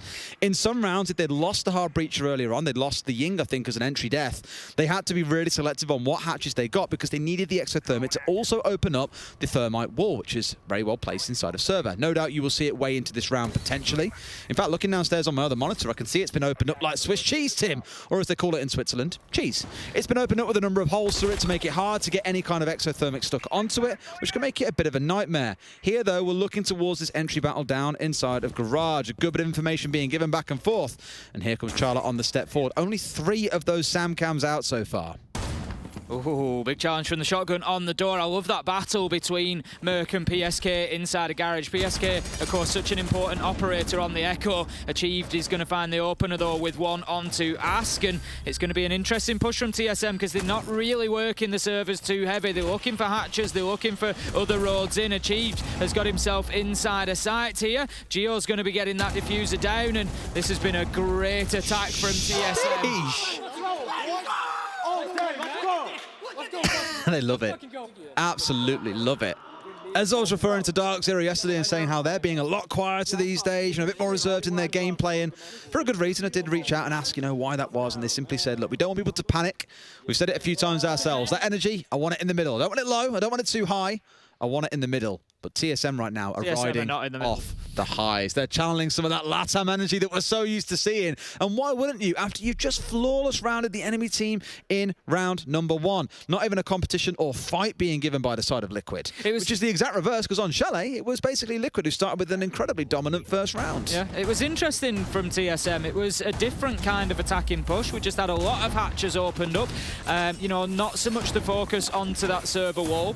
We had players playing from different angles, just making it very difficult. Merc just holding up a player inside a garage. It didn't really matter whether he challenged him or not. All he was doing was keeping the Echo busy so that he couldn't get on the Yokai drones and prevent the plant going down. It was just really well played from TSM. Very, very nice. I love what their comp is doing, by the way, with the Zero and the Jackal on side. Roamer Hunter, when you look at the Jackal, cool. Zero is kind of there as your a bit of a mix. You can kind of hybrid him and use him for collecting information on site, of course, blasting it through soft walls, things like that, getting a quick cheeky peek at what's going on. But you can also scatter them around the map and put them in strange little places where you can sit and have the flank watch held down. So rather than committing a drone towards that, your drones can go and focus on site and collecting information for the execute, and those SAMCAMs will do all the hard yards for you. Charlotte not putting them to a ton of use in the last round, admittedly. Did only use the one. Other than that, he was pushing his way down blue stairs and looking to get into trouble with the players that were holding down there. Believe it would have been Parlu sat on the shotgun. Not on the shotgun, it was Ask, sorry, playing with that. Which is probably why they've got the warden. They're not worried too much about a Ying here. It's more the fear of looking in towards saying, well, we need a shotgun because the smoke's playing FMG. It's Parlu doing what all these other entry players have been doing lately, playing the smoke with the FMG. So we do need a shield from somewhere. Why not have it be the warden in this case? We had a very quick push into the map there from Merc, and he did nearly manage to catch Liquid out, getting back towards site from getting those hatches. And it really would have been a big push. I think it's going to be the warden that's playing on blue stairs. We've seen it a few times recently, as you said, as shield, shotgun, perfect for it really. If the flashes do get through, if the smokes do get through, you know, still easy to sort of stay in position with his gadget and just keep himself safe. So it's going to be a little bit of a problem that TSM need to deal with. But once again, they've got themselves in well. They're opening hatch as well. And Team Liquid, they need to find some gunfights in this round. Ideally, because they didn't find a single one last round, Tim. Exactly. They've got to get started at some point, and I'm sure in this round there will be something coming back. It's rare that you're going to see a double flawless round coming in when the two teams are of this caliber. Achieved. Set up on the hatch with the nade trying to come in towards blue.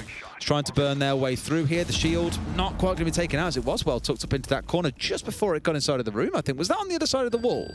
I'm not 100% sure. It did. I want to say it was. That way. Great from Ask there. Gets one. They double up and Merc goes in as well. 4 versus 4 now after the entry from Liquid. But the plant spot is open. We've got 1:10 left to go. And TSM, they're looking good again here, Des. They just need to start breaking down inside a site. PSK is completely tied up with Garage, but I don't think there's anybody pushing him from that side this time. Really smart play from TSM to double up on the bottom of the stairs as well, mind you, rather than having someone swing from the top like most players are used to. That's why you saw Ask full sprint it back to the top of the stairs, expecting the swing to come in from both sides. The idea being that you can't challenge both at the same time, but they just kind of bait and switch a little bit there and get away with it. Here come the nades, then in comes the smokes from both teams. One smoke canister coming out and a smoke nade going deeper towards site. Geo opting not to charge through and try and get the diffuser down behind the back of the site. And here's Charlie now with that 4th and final SAMCAM out on the map, able to feed a little bit of information over to Achieved, who's watching on those drones. Merc is pushing into Garage again. We saw this last time. I'm not sure PSK is aware. He turns and looks to take the fight, but he's going to be downed. Easy as that. That's your Yokai drones gone, and a bigger problem is that you've now got Merc in behind you, and he can just start peppering Red Tunnel. That was a big, big play from Liquid there, but Geo is able to get in, start getting the diffuser down, but no. Liquid, they collapse, and they managed to shut it all down. The kill onto Merc inside a Garage was just essential there. It was a biggie because he was coming up and really would have disrupted that setup they had inside of the lockers. Good close out for the side of Liquid. Much more decisive than what we saw in the prior round and all. The one thing, again, I'll comment on is, for the most part, Achieved. I don't know if it's a bug with the UI, so I don't want to go too hard on a player for this, but he spent the majority of that round sat on players, rather than sat on drones or sat on the 0 SAMCAMs, of which there were 7 drones in the field, plus a bunch of SAMCAMs out. There was a lot of rotating between what players could see.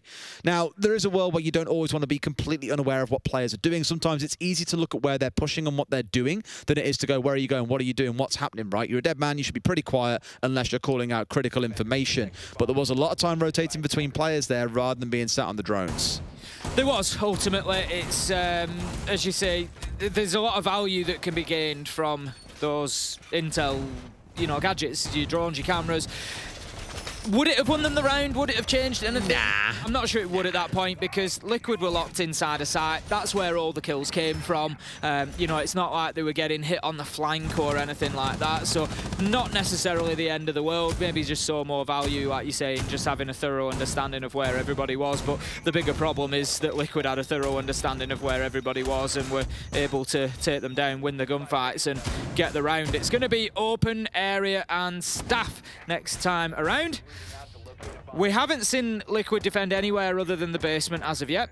I would expect to see a bit of a roam game from them. I would expect to see them up on the top floor. TSM are going to be heading potentially straight in that direction. They've got Bolo on the Jackal, perfect operator to try and deal with this. And Liquid, I feel like they need an opener here. They just need to get a little advantage and keep it. I know Ask got the entry last time, but he was traded straight out. They've got that information, they've got the pulse on side. They should be able to get this and keep hold of an advantage. I spoke about this the other day because you'll see a lot of roamers like Palu's doing here looking to contest onto the windows. They'll hold around Banana, for example, until the pressure from lobby becomes a bit too high. It's because you know generally the best way to enter on this map is going to be the top floor and work your way down from there. You also always need that top floor control. And the most common path is in through one of these 4 windows on the north-facing side of the building. So why wouldn't you look to try and slow them down when you know they can't get the cut? You've got Kanto completely reinforced off, for example. You can bolt it down through main stairs. There's lots that you can play behind and use to get yourself back quite safely. Don't worry about it all that much. Merc has got himself inside a main lobby. A little challenge comes out there, but nothing too serious. Ask just taking a couple of pot shots. If only he knew how close he was. Pulse just moving around behind that wall. He's going to take shots if he comes through the door. Merc's just walking in here, Des. They're not aware. He manages to find one. Can they react to the call? Not quickly enough, taking a ton more damage, and Merc's just going to hold his angle now as he has taken some damage himself, but achieved working from above, I believe, and gets one onto resets. 5 versus 3 for TSM now. Ness needs to step up and find Merc here, but he's not going to. Merc able to just hold himself inside of the doorway and get himself another. That's 2 on the round, and he's doing unbelievably. 2v5 Palu, PSK need to hold this down, but there's an age of time ahead of them. It's looking real dicey here, Tim. Absolutely. Palu and PSK, the last 2, both held on site. Palu stepping out towards Bleepers, droned out, going to back himself straight away into sight. Still a minute for TSM to work with. They've still got loads of drones out in the map. They've got loads of utility in back pockets. There should be no way in hell in which they lose this round. Just going to take the time here, make sure that they know exactly what's going on, trying to work those vertical angles. They come out of the drones, and it's basically about time to get moving now. They lose 1 to Palu. Are they going to lose 2? Trying to hit him on the vertical. They're not going to find the kill just yet, but it won't be long after as Gio finds the man. It's all up to PSK. He's got the Alder in hand. We know that this weapon is a clutch machine, but it's going to be down to the wielder as well. PSK needs to hit his shots, and he needs to play this exactly right. The problem is that he's got 1 on every side of him apart from behind. It's not going to be easy, and I think that's where Chalet might be going on the 0 as well, just to make his life a little bit tougher. What a first shot from PSK, but it doesn't matter because Bolo's there on the repeat, manages to get his man, and that's going to be the round for TSM. Starting strong for TSM, Tim. Are you feeling worried at all? I am worried for Liquid here. They've already lost Chalet. This is Bank. It's their map. They should be playing a little bit better than they are because TSM are playing with confidence and they are looking like the better team right now. Simple as that. I speak quite a lot about risk versus reward as well as the trade-off that some teams make. Furia, for my money, probably the team that make the most use of the risk factor, right? Where we'd often... it's a breath of fresh air, to be fair, where for the longest time we'd be used to seeing teams drone things out 4 or 5 times, be extra sure before they make a move, step in, then get C4'd anyway. Like, Fantasy would often be halfway inside the map within 60 seconds when Furia played. They are very aggressive and willing to push forward like that. You've seen this in a number of rounds now coming out of TSM. On Chalet, trying to clear that top floor, sometimes they did get held up on the kitchen and dining attacks. But here on this map, pretty quick when it comes to taking those risks, as we said with Merc stepping forwards, playing on the Zofia, getting himself in front of lobby, even with a Pulse there, who clearly didn't scan him out. He steps up and gets himself a big 2K, creates massive pressure, really starts to give TSM room to work with, and they go on to win the round. And I like that we're seeing teams being willing to say, you know what, it's not a game of chess, it does come down to the frag. Sometimes purist siege is not the best way to play the game, and they're doing it in such a smart way that it keeps on giving them these round wins. It looks very different to the TSMs that we have seen of old. It certainly does. It certainly does. And they are, as you say, impressive at the minute. And Team Liquid are struggling to get a handle on them. They need to start finding themselves some rounds on the defense. They don't want to leave it to the second half when they're already a map down to have to do everything on the attack. Because they might just find a TSM side that's able to just lock things down nice and tight. If TSM get themselves to 4 rounds here on the attack, it leaves them only needing to find one site that they can hold down to at least push themselves into overtime. And that would be a little bit of a steal against the Team Liquid that have chosen the site. Nesk, he's going to keep himself inside of open area for the time being. The site is up on the top floor. It's going to be CEO. It's not often that we've seen this site so far while we've been playing Bank, Des. I think for us, especially casting it, I was just thinking the same. We've seen Tellers and Archives more, and Tellers and Archives has barely been played. Across the competition so far, we've seen CEO 41 times and Tellers and Archives 12. So at 3 to 4 times as much, call it 3.5 if you want, across 190 rounds. But for us, we've just always avoided it. Mercane avoiding no bullets coming out of reset, so down goes the Zofia, who's been having a good game so far as well. This could be the key to Liquid getting back into the game. Certainly could be. Ness just going to keep holding his tight angle inside of open. I'm not sure if they're aware of his position. Resets manages to get another. They're just feeding him at this point, Des. They just keep going in, and he keeps eating them up. And he will continue as long as they keep pushing Tellers. Bolo going for a look as well. Slowed down a little bit after the last game. 3-3 isn't bad, don't get me wrong, but he had 21 in the last game, and he's going to be looking, I'm sure, to try and replicate that, but it's been a little bit fewer and far betweens this time, finding the kills. He's on the hunt, though. He knows where Resets in. The call has come, but there's no reason for Resets to move here. It's 5 versus 3. He's had himself a couple of kills. Site is secure. Just hold on. He's got Ness behind him, which is why he flashed out, but Resets wins another. This man can't be stopped in this round. I mean, maybe with 3 shotgun blasts, he can get the kill in the end, but it's still a massive 3K coming out from him, basically single-handedly winning the round, and he's barely moved an inch, Tim. TSM, just not another one, please. They're finally pinching him, but I get a feeling it's a little bit too late. No way has he got another. Can he clutch it out? Oh, Geo, breaking hearts for Resets. That would have gone down in the history books, but no. Finds himself 4 in the round. Geo getting 1 back before getting closed out. Reset solo, winning that round. I mean, he didn't even move his feet, did he? No. So we came into that round waxing lyrical about TSM and how great they've been and how they were on top of things. And then they all feed into one man stood inside of Archives. Just give him a 4K. I talk about risk versus reward. That doesn't mean just throw one man after the other at one man who's planted down, give him a chance to reload, get the shotgun ready. You know, it was a little bit too easy there. Bit of a mistake on that one, we've got to say. Just a little bit. All right, basement then. Let's see if this one goes any better, because that one we can put in the books, and TSM will say, yeah, we don't want to remember that one either. We did see this played twice back-to-back in the very start of the game. That first round, a flawless coming out for TSM as they steamrolled their way through Liquid, only for Liquid to bounce back and end the second round in a lot of comfort. Let's see how round 3 plays out. Third time's the charm to break apart that best-of-3 deadlock on this site. That's with the mirror, again inside of red. You keep an eye on those C4 singing out towards the default plant spot once action gets underway as well, but that is the only C4 they're playing behind. Outside of that, they're leaning in towards the smoke. And think of the teams that we saw play yesterday. Dark Zero, Na'Vi, for example, really doubling down on bringing things like the smoke and the Chanker together, and 2 C4s. Very different coming in here from Liquid. PSK going to get the Yokai drawn up in the corner of Garage. It's been pushed both times by Merc, so PSK right to keep an eye on that direction. It also keeps him safe, potentially. If they don't push that, it allows him to play on the Yokais and look to clear off those plants when they come in. But so far, on both of the defences down on basement, the Echo has been basically muted. They've not been able to use it specifically to get those plants from going down.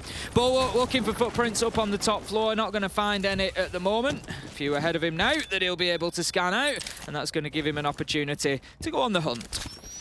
Just a little. If nothing else, once you get yourself scanned out, you are going to drop straight back down to site, and you may be wondering, why has he found a smoke up there? Well, it's Parlu once again playing on the FMG. It's becoming a thing where it almost feels like we're seeing more smoke out in the map than we are just sitting on site, even on a Locker's defense. It does, you're right. We've not seen too much of the smoke sort of sitting on site. I think Parlu has made his way back now, especially when we get that Tachanka brought along. It's not something that Liquid have done so far today, but TSM, for me, the answer that they really need here is dealing with Ask. They did it well last time. They sent 2 in to try and double peek him from the bottom of stairs. I'm not sure they'll get away with it again, but it's such a difficult one for Ask, because if they do send somebody below and he gets the kill, where is the next one coming from? It's just a 50-50. You know, if this time they send them from top and you're still holding bottom, you're in trouble. It's just a little bit of a nightmare. TSM could even stack it and just send 3, send 2 bottom and 1 top, and just, you know, really not give him any option of getting out of there. 3 would be pretty viable. Can't really, surely you can't bring down 3. I say it now and you're watching when it comes together. They've got the hatch open up, so can look for that drop. There's 3 of them all positioned around it. You've got Merc, Achieve, and Geo here. Achieve dropping in on one side and now going to move his way down towards the bottom. Now Ask has been taken down on the first time of asking. In comes Merc and picks up the kill. And now they've got control of the server. The wall blown out once again. 60 seconds remaining in the round. You don't need to ask Merc twice. He just takes his opportunity and gets straight in. He sees the crack and he goes for it. Plant spot has been opened up. Nesk on the mirror, just trying to hold down as best he can. Try and prevent that coming in. Still got Nitro in hand. Still able to potentially deny a plant as and when it comes in. Here comes Geo with that diffuser. Toxic Babe canister going out from Palu as well. You know he's going to hit this shot perfectly every time, Des. Absolutely on the money every single time. Smoke canister is put in there to prevent Nesk from being able to be a part of this denial for the time being, but the timing sort of works for Liquid there because the smoke canister is going to deteriorate by the time Nesk is able to come out and potentially throw another. But have they got another there? No. The flash goes in. Merc tries to go deep. They have to deal with that mirror in a different way, and this is it. They're just running in. Achieved is down. Nesk finds one. Can he find any more? It's down to him and PSK. 3v2. Time running out, and they are going to win. No, they've got the diffuser down. Oh, they got him! I think Geo was going to be able to stick it, but Nesk manages to find him with the secondary shotgun. Oh, what a round we've just seen from Liquid. That was real backs to the wall stuff, and that for me, Des, is the sort of round that announces that a team is looking to drive far into this competition. Those are the rounds you've got to be able to win. Whew. Tight and tough, the only real way you can describe that one. It came down to TSM getting 3 entries as well. They were 5 versus 2. Yes, Achieve was on the deck, I'll give you that much. But ultimately, they've gone on to then win a 2 versus 4. Big end of round energy there. TSM kind of with their backs against the wall, knowing that clock was hitting 0. They had no choice but to stick. And poor Geo, there's no way he wins in a 1 versus 2 there, being swung from 2 sides. The ITA with the finish off as well. Good round from Liquid. It did come down to a bit of a scrap, but they get the point on the board, and that is what matters most. Certainly is. It's going to be open area next round. 3-2 Liquid now on the... Honestly, Des, I feel like if Liquid can come away with a 4-2 half here, it's a bit of a steal. I know it's on their map. I know we'd be expecting them to have the better half on defense. But TSM have just looked good so far. Well, I agree. Sorry, apart from one round, TSM have just looked good so far. I can't give them that round where they just fed resets inside of archives. But other than that, TSM have looked really, really good. How many times inside the first 20 seconds has Merc been in the building, boots on the ground, ready to go? It's been fantastic from them. They've been very entertaining to watch as well, really sending a message out ahead of them. But somehow, Liquid are still a round up, and you know, it's Team Liquid are one of them teams that you just don't always know how they do it. How are they holding on? Well, Merc has been playing a sneaky Zofia game so far. Here he's stepping across onto the Nook. Just remembering the word in my head. He's going to like to try and work his way up through Garage here and cause some trouble out on the flank. Normally when you're attacking on the downstairs, you'll be the one as the Nook working your way through Garage, past the Bulletproofs, for example, any Evil Eyes that are present, and try and strike hard and true. Here, though, they are attacking into open and staff, so it's a little bit different in terms of what he's going to try and achieve, but the goal is still the same. Avoid getting caught out by intel and try and get some kills on the way through. Does have the nades in back pocket too. 4 across the team, of course, with Achieved also bringing the others. I wouldn't be surprised if this top floor is going to be a point of push for them, but Merc is squaring up here towards the front lobby. Just using the EMP blast on the camera there to take out a drone and just try and prevent a little bit of information for TSM.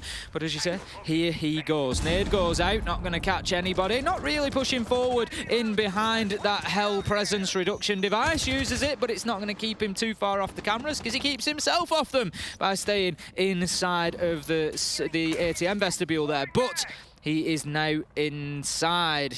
His gadget is available again, but not going to be using it. The camera's likely been taken out. I think he's just out of sight of any potential bulletproofs or anything else that might be knocking about as well. So happy to start pushing in, but Liquid looking okay so far, a minute and a half in. Yeah, by the same time as all this is going on in lobby, you've got Bowler being hot droned in by Geo. They've got control of most of the top floor now and force Liquid away. You've got 1, 2, 3, 4, 5, all hanging around on site except for Nesk, who's slightly dug down towards main stairs basement, but this means it's a bit more controllable for the side of TSM. They've got about 1 minute and 20 to work with here, so a decent amount of time. A load of utility still on side to play behind, but we've already seen in a couple of rounds, Tim, what happens when they let it go down to the wire with the clock. They've always come out the loser. They have exactly that. They've not managed to get it over the line in the last few seconds. Merc, he's looking to push right on into sight here. And he might just get a little bit of joy if he does, Des. I'm not sure whether Liquid are aware of this or not. Nesk is ready to pounce on the stairs. They heard the bleepers go off. They'll know that he stepped through there. It's more a case of what is he going to do? Is he going to challenge me? Is he going to push into sight? As soon as the call comes through that he's here, that'll likely be when Nesk then steps up.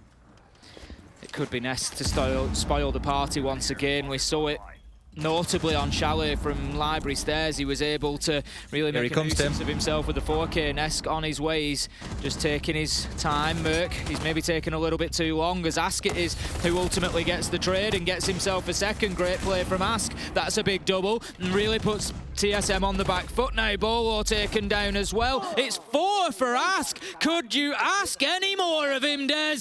He manages to close out the round, a 4-2 half with 4 kills, and that is Team Liquid getting themselves a little bit of comfort on bank. A lot of comfort, Tim. 4-2 half on the defensive side. This is the most attacker-leaning map that we have at SI so far. Like, that's a brilliant performance coming out. Again, their map pick, you come to expect it. TSM no doubt kicking themselves a little bit. We know about how hard they threw away round number 4, resets that massive 4K inside of Archives. Felt like watching a round of ranked, to be completely honest with you. Let's see what TSM can do on the defense. Here we go then. Lockers and CC starting on the downstairs with what looks to be quite an interesting setup. We've said it a few times throughout the tournament, Tim. You see a castle, you just know something spicy's coming. You do, you know there's a plan. You know there's a plan in place. I mean, there's always a plan for these guys, but achieved. Going to put the bulletproof down in Garage. That's maybe going to be TSM's answer to the Garage problem. Last time when we saw Liquid defending here, it was putting PSK in there on the Echo and asking him to hold it down. Not always successful, as Merc was able to go in there, challenge him and just really tie him up and burn a lot of time. But I think what we're seeing, Des, is that NA mid-floor hold. Spoke about it yesterday at length when Dark Zero were trying it. Here we go. Here we go. Go on, Tim. No. We reached a point where we decided that it was potentially viable. We found a middle ground, and that was where there wasn't too much utility expended up here.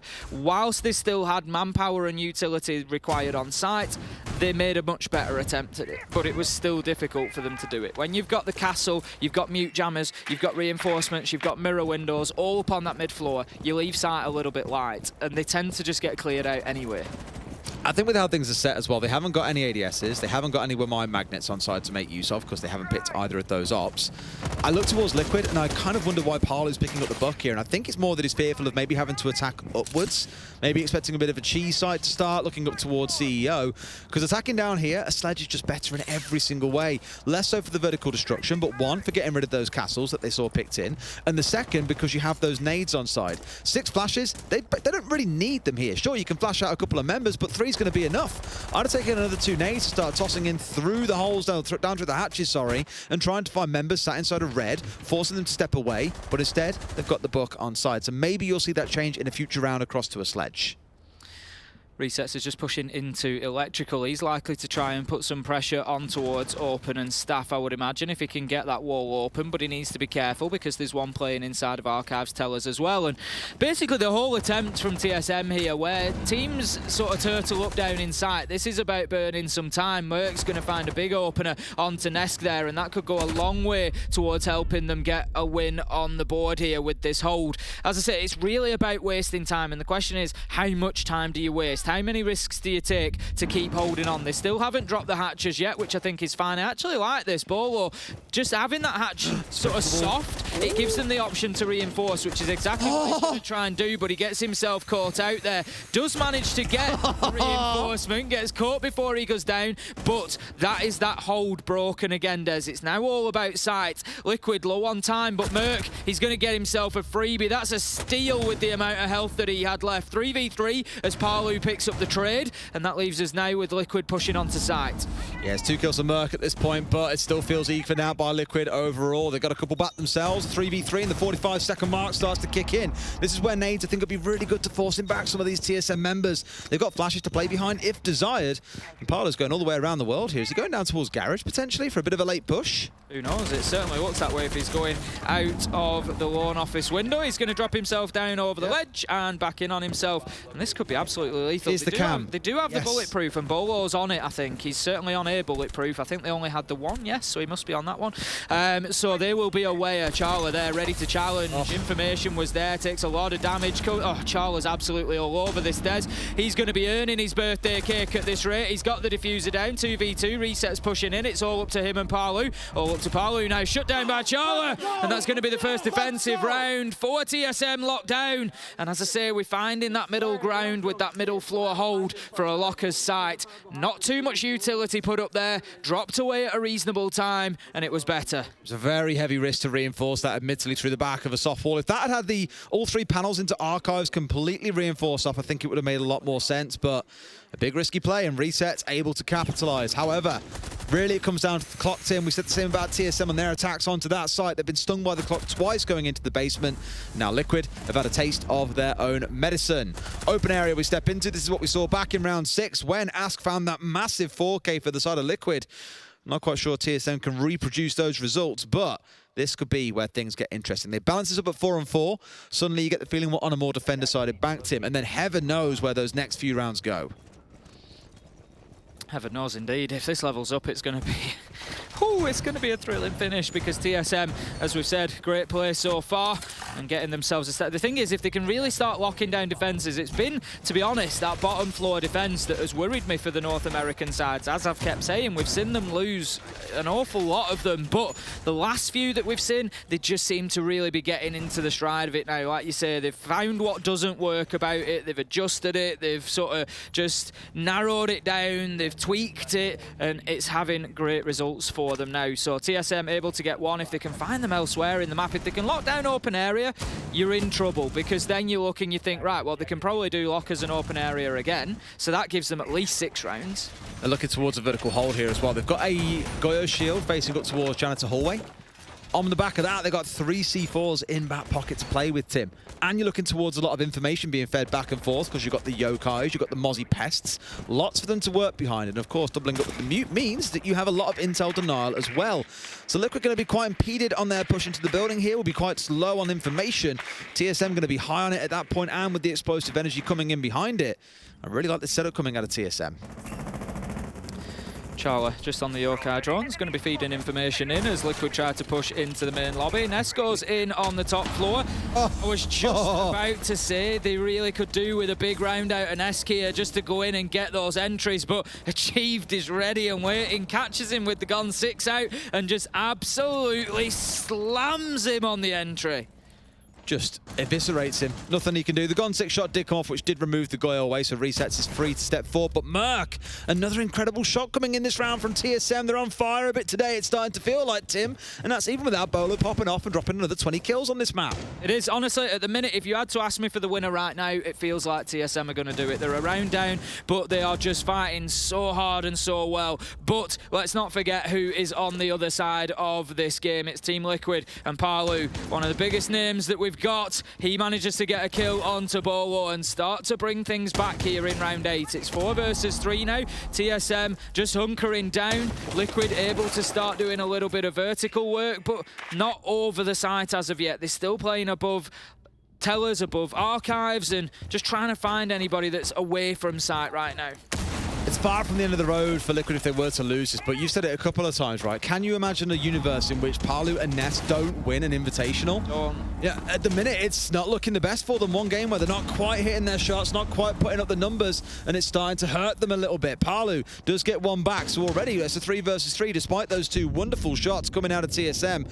So, with that clock starting to tick down, this is what stung them a little bit on the last site. It could turn out to be the same here. A great drop in from Palu. I said you can't imagine an Invitational where these 2 aren't winning it. Well, Palu and Nesk, Palu especially, really starting to put up some shots. Merc gets one. Can he find another? No, shut down by Palu. This could be exactly. I said they might need something out of Nesk, but you've always got to remember there's a second option with Team Liquid, and it's Palu, and he could get himself. Gio gets himself a 1v2 and closes out the round. TSM, they just won't be beaten, Des. I love how every single one of the team, every team member outside of Gio turns to him and is like, you're so good, you're so damn good at this game. They're beefing him up there, riding high in the vibes right now, and that's off the back of a Palu 4K, Tim. What more can you do? It's not, that's the thing, and the problem is that's what's going to start getting into Team Liquid's head is, I've had a 4K, it wasn't enough, what else can we do? And I think it does become a mental game then, because you just start feeling like TSM can do no wrong today, and it's starting to appear like that because they're having an absolute field day at the minute. They've got themselves a couple of defenses now. As I said, if we can extrapolate further into the future, look at it and say, well, we can assume that maybe they get those 2 sites again, so that's going to be open and lockers shut down again, so that puts them on 6 points. So in that scenario, Liquid are looking at overtime at the best on their own map, unless they can come in and do something they haven't been able to do as of yet, which is win on those 2 sides. Call me a cynic, and it's hindsight is always going to be 2020, but they had a bit of time to play with there in a 2 versus 1. That's probably the best time for you to slow things down, get some drones on the go, find out exactly where he is, and then make your move.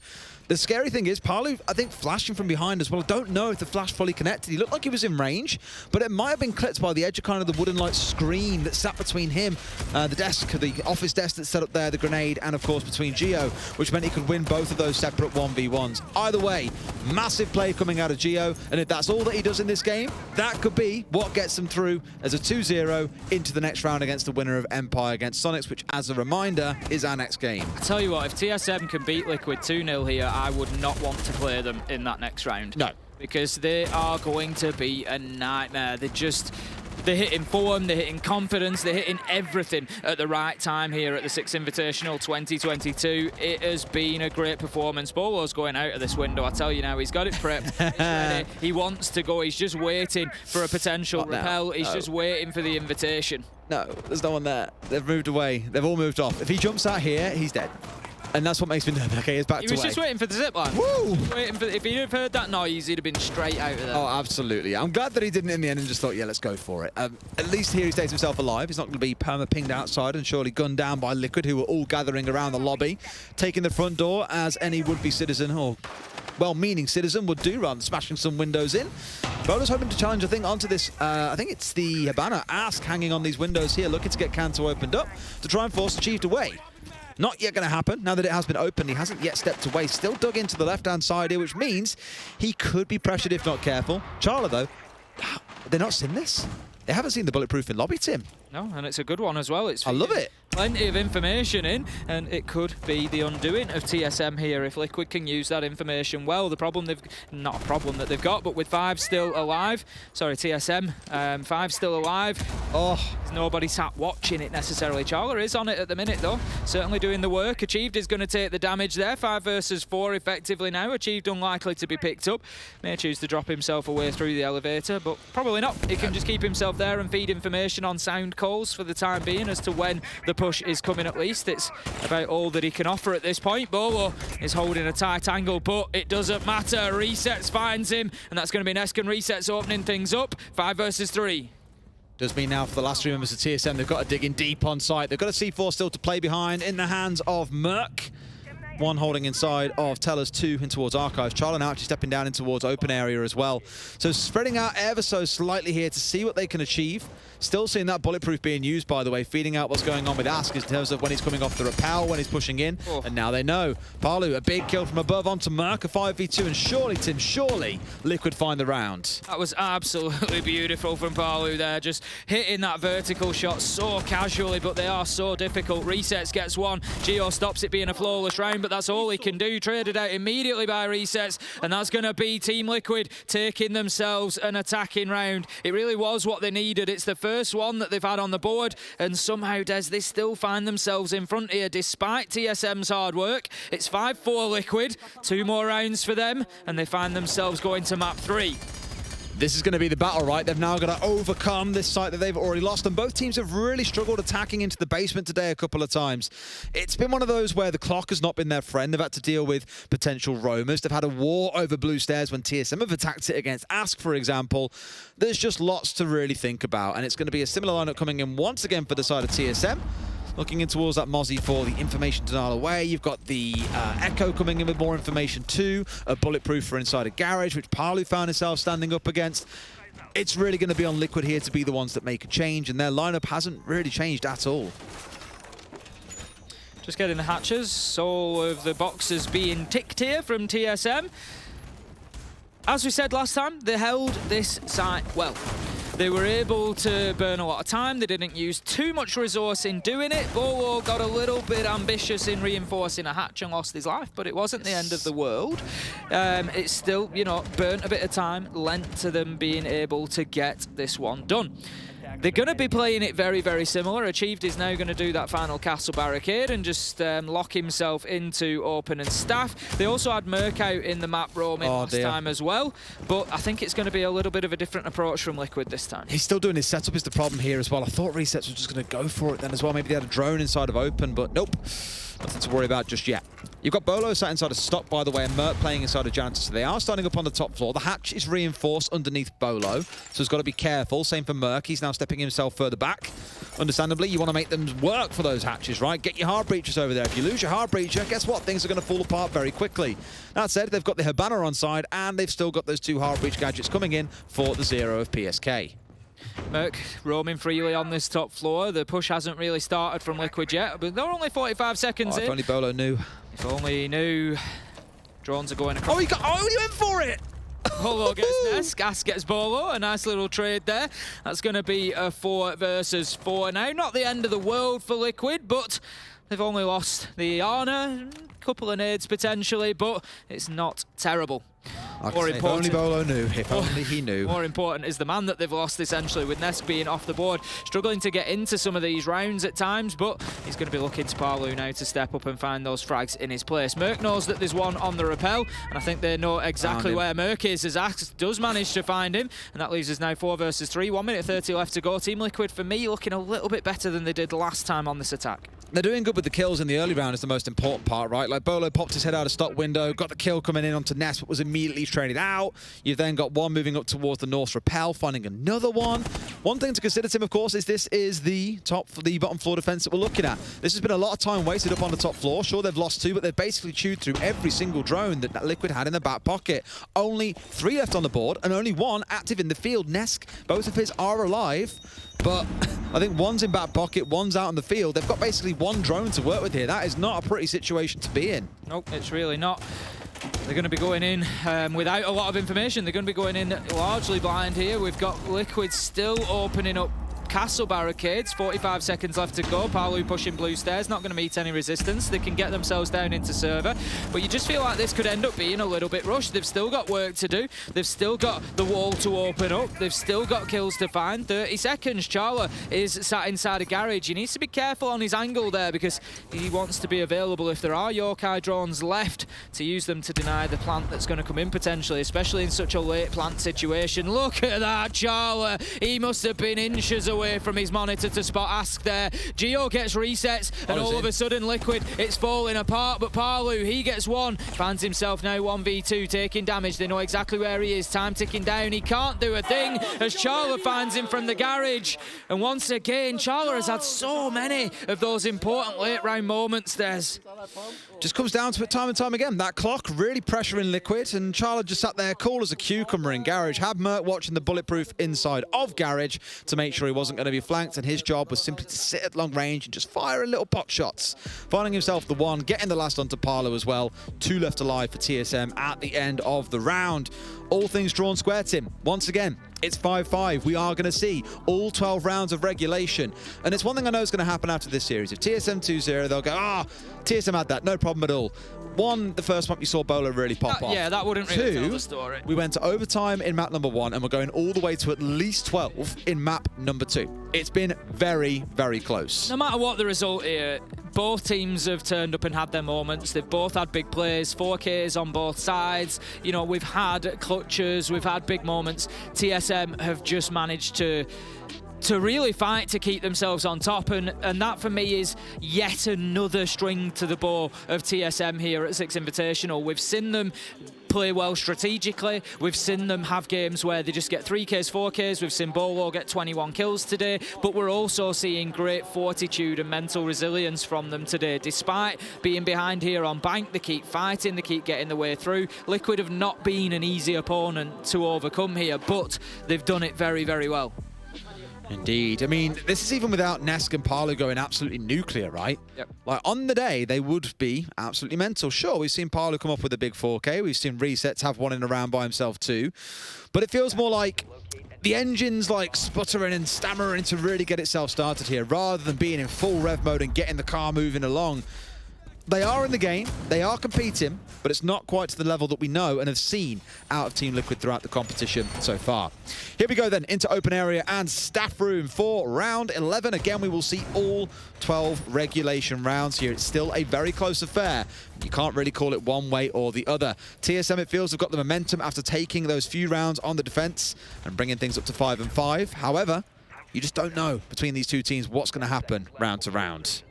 You really don't. It could go absolutely anywhere, and that's the exciting bit. Off the rails, Tim, it can go. Off the rails, it can go. Off the rails. That's the exciting bit, and we're going to find out over the next couple of rounds. Open area will be Team Liquid's next attack here. TSM looking to hold down on that top floor for a while as well, by the looks of things. So it's going to be a roam clear to begin with from Team Liquid, opening up the windows, recollecting those drones. They're going to need them because they need to find exactly where these players are located if they want to go in and make the challenges. Merc has been a nightmare for them so far here on Bank, leading in kills, absolutely no surprise, and he just keeps bringing that vigil, Des, which when Merc's hitting kills, putting him on a vigil, it just makes him even more dangerous. Call him a nightmare. Is it like the kind of one that wakes you up for 2 seconds of the night, you go, oh, thank God it was a dream, back to sleep, or the kind that wakes you up in a cold sweat, you stay awake for hours? Yeah. Night terror level, that's what he is. It's just, they just haven't been able to pin him down, and he's just won so many of his fights. That's been the thing for Merc. He's hit nice shots and just taken them apart. And he's stacking up the entry kills, let's not forget. That's the thing, he's giving him the advantage in so many rounds. Ness. Oh, how do you whiff that? Unusual finesse there as Bolo able to spin 180 on him and get the kill, missing his shots, and Neska's just felt a little bit cold here on Bank, not had a kill for a couple of rounds, and his team are suffering for it. Resets almost catches Bolo as he goes for the drop-in elevator to escape away. Team Liquid have got themselves the top floor, TSM force back, but they're going to be happy with this, Des. They've got Ness, they've got themselves an advantage, and they've burnt half of the clock. Oh, Nesk, he'll be kicking himself for that one. Out like a surefire freebie. Bolo was barely moving, but paints him a little bit too far to the right. Bolo does the 180, gets the kill back. A real kicker, and darts away with his prize as well. The trophy of Ness taken back to the site with him. Here we go then, 4 versus 5, and we get towards that last 60 seconds. The thing is, Tim, unless Liquid are really rolling by about this mark in a round, they haven't come out on top in the dying 30 seconds or so of a round. The fact they're down a number now, the fact they're still coming up against a fully stacked out TSM outfit, they've still got the Yokais on side, for example, it makes me nervous. That's it, it's looking like it could be good for TSM here. It could be a map point opportunity. Chalet going to take down Resets 5 versus 3, and it's just going from bad to worse for Team Liquid right now. 40 seconds and they're not even inside a sight yet. TSM are comfortable, Des. They're able to hold their angles. We can see they've even got achieved on the Maestro, just led prone. He's just waiting. There goes the flash. Palu using it to full effect, manages to take down Merc, but 25 seconds left to go, and Team Liquid need to get moving. They don't know that Gio's down here. He's going to get himself a freebie if he comes round this corner. Palu does he knows. He's just taken the prone position. No, he's down. Dead. He's down. He's down. I thought he'd hit the deck. I thought he'd... Oh no! The big spoiler coming in! Gio out of the basement gets the 2, and that'll be TSM surely moving up to match and series points. The upper bracket continues awaiting. They get the close down, and they are 1 round away, Tim. Internally, I went from excitement to devastation there. Palu, I really thought he'd hit the deck. I thought he'd heard Gio and thought, right, I'm going I heard the disappointment in your voice. I'm going to win this fight. And then I was like, no, he's down. He's down. Man down. We've got a second man down. Think back to earlier on. Nesk, well, tried to flank onto Mert doing that. As got a big 4K in the round, so it didn't matter. But they employ literally the same strategy in their defense of this site. They know that there can be a man on those stairs, and they know what damage he can do. But they just didn't have the presence of mind, maybe panicking because of the time. I said it at about that 60-second mark. When Liquid are coming in with either an even or a lesser number of players, it is unlikely they walk away as the winner from that point forwards. And that is just a massive spoiler. I said for Gio earlier on, winning his 1 versus 2. If that's how they win the game, you'll take him to get in that 1 round. But he's only gone and delivered again with a huge 2K for them. And TSM, they're going to be full of it in this round, Tim. They're going to be bouncing into round 12. They can close it out here 7-5. And yes, it will have been a close series, but all the history books will remember is that TSM go on into the upper bracket and Liquid go down to the lower. Absolutely. I mean, the thing is, TSM now come to a slightly different point here. And it's, I spoke about the strings to their bow earlier. Can we add another to it? The ability to clinch matches out. The ability to close it down and get it done. They've shown us it so far, but it's getting to a point now where it really counts. This is the sort of game where the players are going to be thinking, right, we need to get this done. We need to knuckle down. And the question is, are they a team that can lock them out, or are they a team that are going to give the opportunity for someone to come back into it? We're going to find out in the next 2 minutes 45. Chalet setting up those mirrors up on the top floor. They're going to be defending the top floor. It's going to be CEO for them. And it's going to be pretty much all top floor from TSM. I don't see anybody underneath at this point. At this point is probably the key word there. Someone can drop away very comfortably if they start losing any kind of control. You got Merc with a shield out towards Janitor. You've got a shield here, 3 ADSs, a mute jammer, all splattered out towards Kanto. Now, unfortunately, there is no Twitch on side. We saw what I believe it was Elevate did the other day. You get in front of ATMs, you can throw the Twitch drone up onto a pillar above the kind of ATM arches, and you can shoot out all the utility that's on Kanto without having to nade it or worry about any of that kind of stuff. Here, sadly for Team Liquid, they're going to have to take the long way through. They're going to have to try and steamroll it in unless they can do, yes, unless they can use the Zero to zap these out. Now, do TSM know about this? They might be able to see it at distance. If they've watched a clip on Twitter of what that Twitch cam did, they'll know. That's one remove. They can just keep on doing this as they keep on getting more of these SAM cams up. That's it. They only get 1 shot per SAM cam, so it's going to take more than 1 to do it, but PSK will continue fighting that fight and looking to take it down. There you go. It's been dealt with.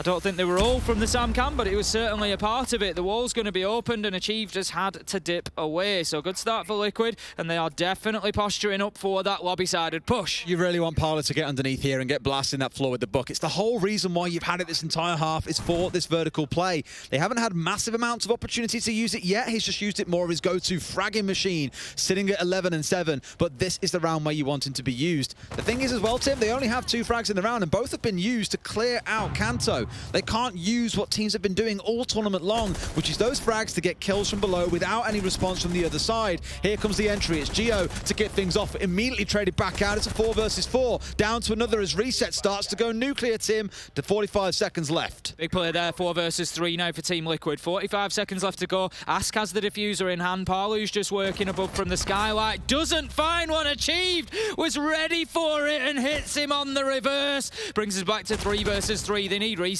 to go big here. He's already found himself 2. They've got 1 on the window. Okay. There's work to do. They're not in a position to put the diffuser down yet. Resets. He's going all the way into sight here. Merc has worked his way back up the square skylight. He doesn't know about Bolo, who misses his shots, hitting the chair. Ask manages to find him and starts putting the diffuser down. Merc, he's trying to work his way back in. Achieved is underneath. I'm not sure he's going to be in a position to try and get that denial, though he does manage to find PSK, but Ask is likely to be successful in putting the diffuser down. Merc, he's just roaming through. Do they know? Do they have the angle? Team Liquid just need to hold on to this for 40 seconds. Chief's got nose on the deck. No, Ask hitting 2 big 1v1s in the round. After getting the plant down too. Reset's holding it. Merc sees him, but doesn't quite connect. The shot starts away and Resets. Glitching behind the bomb, finds the shot. Yet again, Tim, we'll go into overtime. Merc was so close to hitting that first headshot there, Des. He just went with the flick, and in a different world, in a different time, in a different universe, he hits that and is in a 1v1. But Liquid, they got lucky and they managed to continue on. Find him from behind the bomb chassis, shut it down, and we are indeed in overtime, Des. Again, between these two. Can Liquid dig deep here? Can they get themselves the 2 rounds this time? They didn't get a single overtime round on Chalet. They're going to have to find them here on Bank. They're going to have to do something real special. Both teams arguably in overtime here. It feels where TSM have fallen a bit short. It has come down to mistakes of their own choosing, really. Ask a great 1v2 in the round, but Bolo missing some real critical shots, as nested on him, not just a round or two prior. So karma comes full circle, apparently. Bolo paying the price. They're going to start things off on the defense down in lockers, where we have seen generally a lean on this map in towards the defenders. Liquid really yet to break this one wide open. They've had a really good setup. Chalet doing a lot of work from inside a garage in the previous round. I imagine they'll 6 pick away from the mirror we're currently seeing hovered into an echo once we get back into things. And that'll be very, very soon as our timer resumes.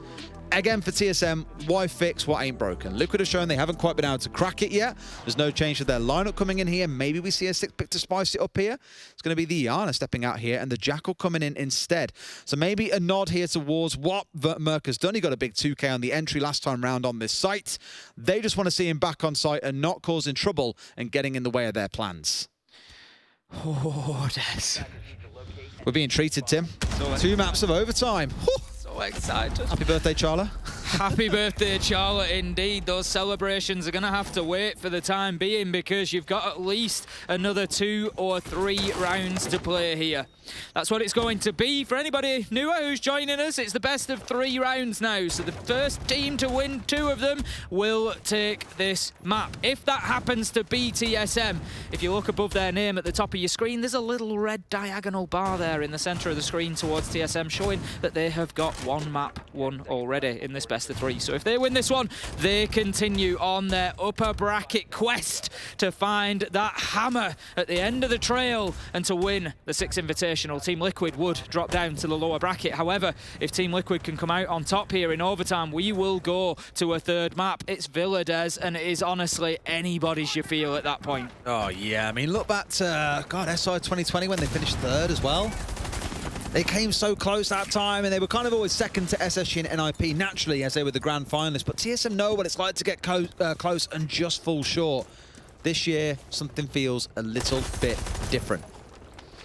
Reset's just opening up the stock window a little bit so that he can get a drone in, start finding these top floor roamers, make sure that they can clear the map out. TSM playing the extension again into open and staff, I believe. They are defending down in lockers, but we've seen the mid-floor hold pretty much every time from the North American teams, and TSM have been no different. Nesk goes in, manages to get some footprints. They're going to be underneath in archives and tellers, but it allows him at least to confirm, I think, that they can start pushing forward. All those footprints being blue show that they are older footprints. The closer they are to red, it's like a heat map, the newer they are effectively. So if those footprints were red, Nesk's going to be saying there's somebody up here. They've only just been here, we need to be careful. But they're a nice bright blue, so it tells him that they're probably a minute or so ago. Oh, no. Too He's easy. waiting. He knows. Does he know? Yeah, he knows. Sixth sense? I think so. I don't know. I mean, Reset's kind of realised here he had to go and drop a breach charge down inside a stop, which is what he's done. Merc is sniffing his way up. Reset's completely unaware that Merc is up here. Oh, I don't think they know. Narrowly avoiding each of the Resets is out the window. Yeah, Merc was going after him, but just can't find him in this instance. Could maybe find something if there's someone else trying to push around square. It is Nesk, who of course tracked him out, but Reset's not wanted to chase that any deeper. Merc probably feeling like his prey's been stolen away from him there. Oh, the thing is though, Merc can play a real spoiler here, Des. Team Liquid now think that top floor is clear, and it's not. And when they push in to open and staff to take control of it before pushing down to server, they're going to find themselves getting gunned down by a Vigil that they then have no time to go and find. That's the big problem. He needs to look left. If he looks at the hallway, he'll see Ask sat there. You've got 3 hanging around square, but he's being patient as a saint, Tim. You might even find Resets on the vertical here if he's lucky. Trigger look a bit far to the left, but yeah. I don't know if it's trigger discipline or him just narrowly missing out on opportunities here, because Liquid are slowly starting to step their way forwards. He hasn't got a hatch he can drop down. It is reinforced behind him. Now he's on the move, but Liquid have mostly moved away. Here he comes on a flank. Gets to the top of square. They still don't know he's here. I can't believe how patient he's being, because Liquid, they're looking towards the execute team. I really feel like he's got to make his move now. He's looking for Palu. He's looking for Ness. Will he see any of them? Might see one on the downstairs. Still doesn't.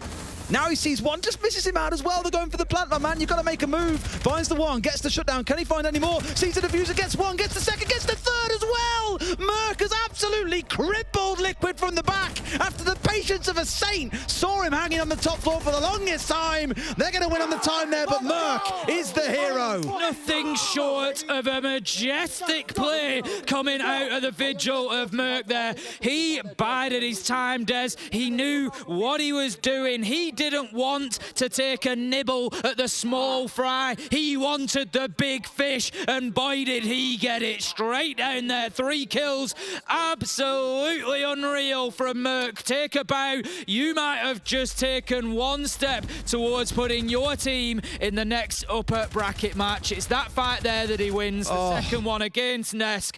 That was the big one. Nesk had to have the cover there, but he just couldn't react quickly enough. You just knew when resets backed away and they gave up on the chase that something was going to happen. And think about how different that round would have been. If resets had died and had challenged him, for example, or Merc had caught him a couple of seconds earlier, if he'd taken the shots through into open area, that round plays out very differently because Liquid would have been looking out for him. Perfect roam-based play, the patience of a saint. Call him Mert the Magician, because my God, he might have just conjured up a spot in the upper bracket for TSM. Here we go now, potentially the last round. It is match and series point for TSM. They are on the attacking side, and Liquid are hedging their bets on the last round where Ask found a massive 4K. It's staff room and open area. Well, we saw it last time, Des. It went to overtime. TSM won the first 2 rounds. It was 8-6. They've got an opportunity to do it again, but we've also seen TSM have that series point so far here on Bank, and Team Liquid were able to fight back and take us to overtime, so this really could be the toss of a coin. As you say, they've had a good round on here previously, but they can't rely on a 4K coming out of Ask. Team Liquid, they need to play this cautiously, not give away those opening kills. They do not want to find themselves in a 3 versus 5 again. They don't. It's all going to come down to the entry battle here, I fear, as well. Keep on talking about these teams, you know, in the last 60 seconds or so, if things are equal or less advantageous for them, they are falling short. Parley, the one looking to contest on the entry. I've mentioned earlier on that you always see this start on the top floor, and it's always on the rappel. Bolo and Achieve both looking for their way inside the building here. Parlu looking to maybe connect. Using the wrong vowel there in his name, I think, Tim. Parlo. What a world that would be. Goes the nade from Achieve. Not going to find any damage onto anybody. Nesk already gone. He's going to be moving down the main stairs. Trying to keep himself mobile, I think, and just keep in that position that we saw Geo benefit from earlier, whereby you can just pop up the main stairs and challenge onto that double door. But TSM, you would expect to be aware of it. Merc once again on the entry. Takes down the 4K hero that we saw last time on this site. It's Ask gone, and that is a big advantage for TSM and a long-range effort from Merc. The Magician delivers again, the reverse angle. It's absolutely beautiful, Tim. 5 versus 4 with still half a round to play.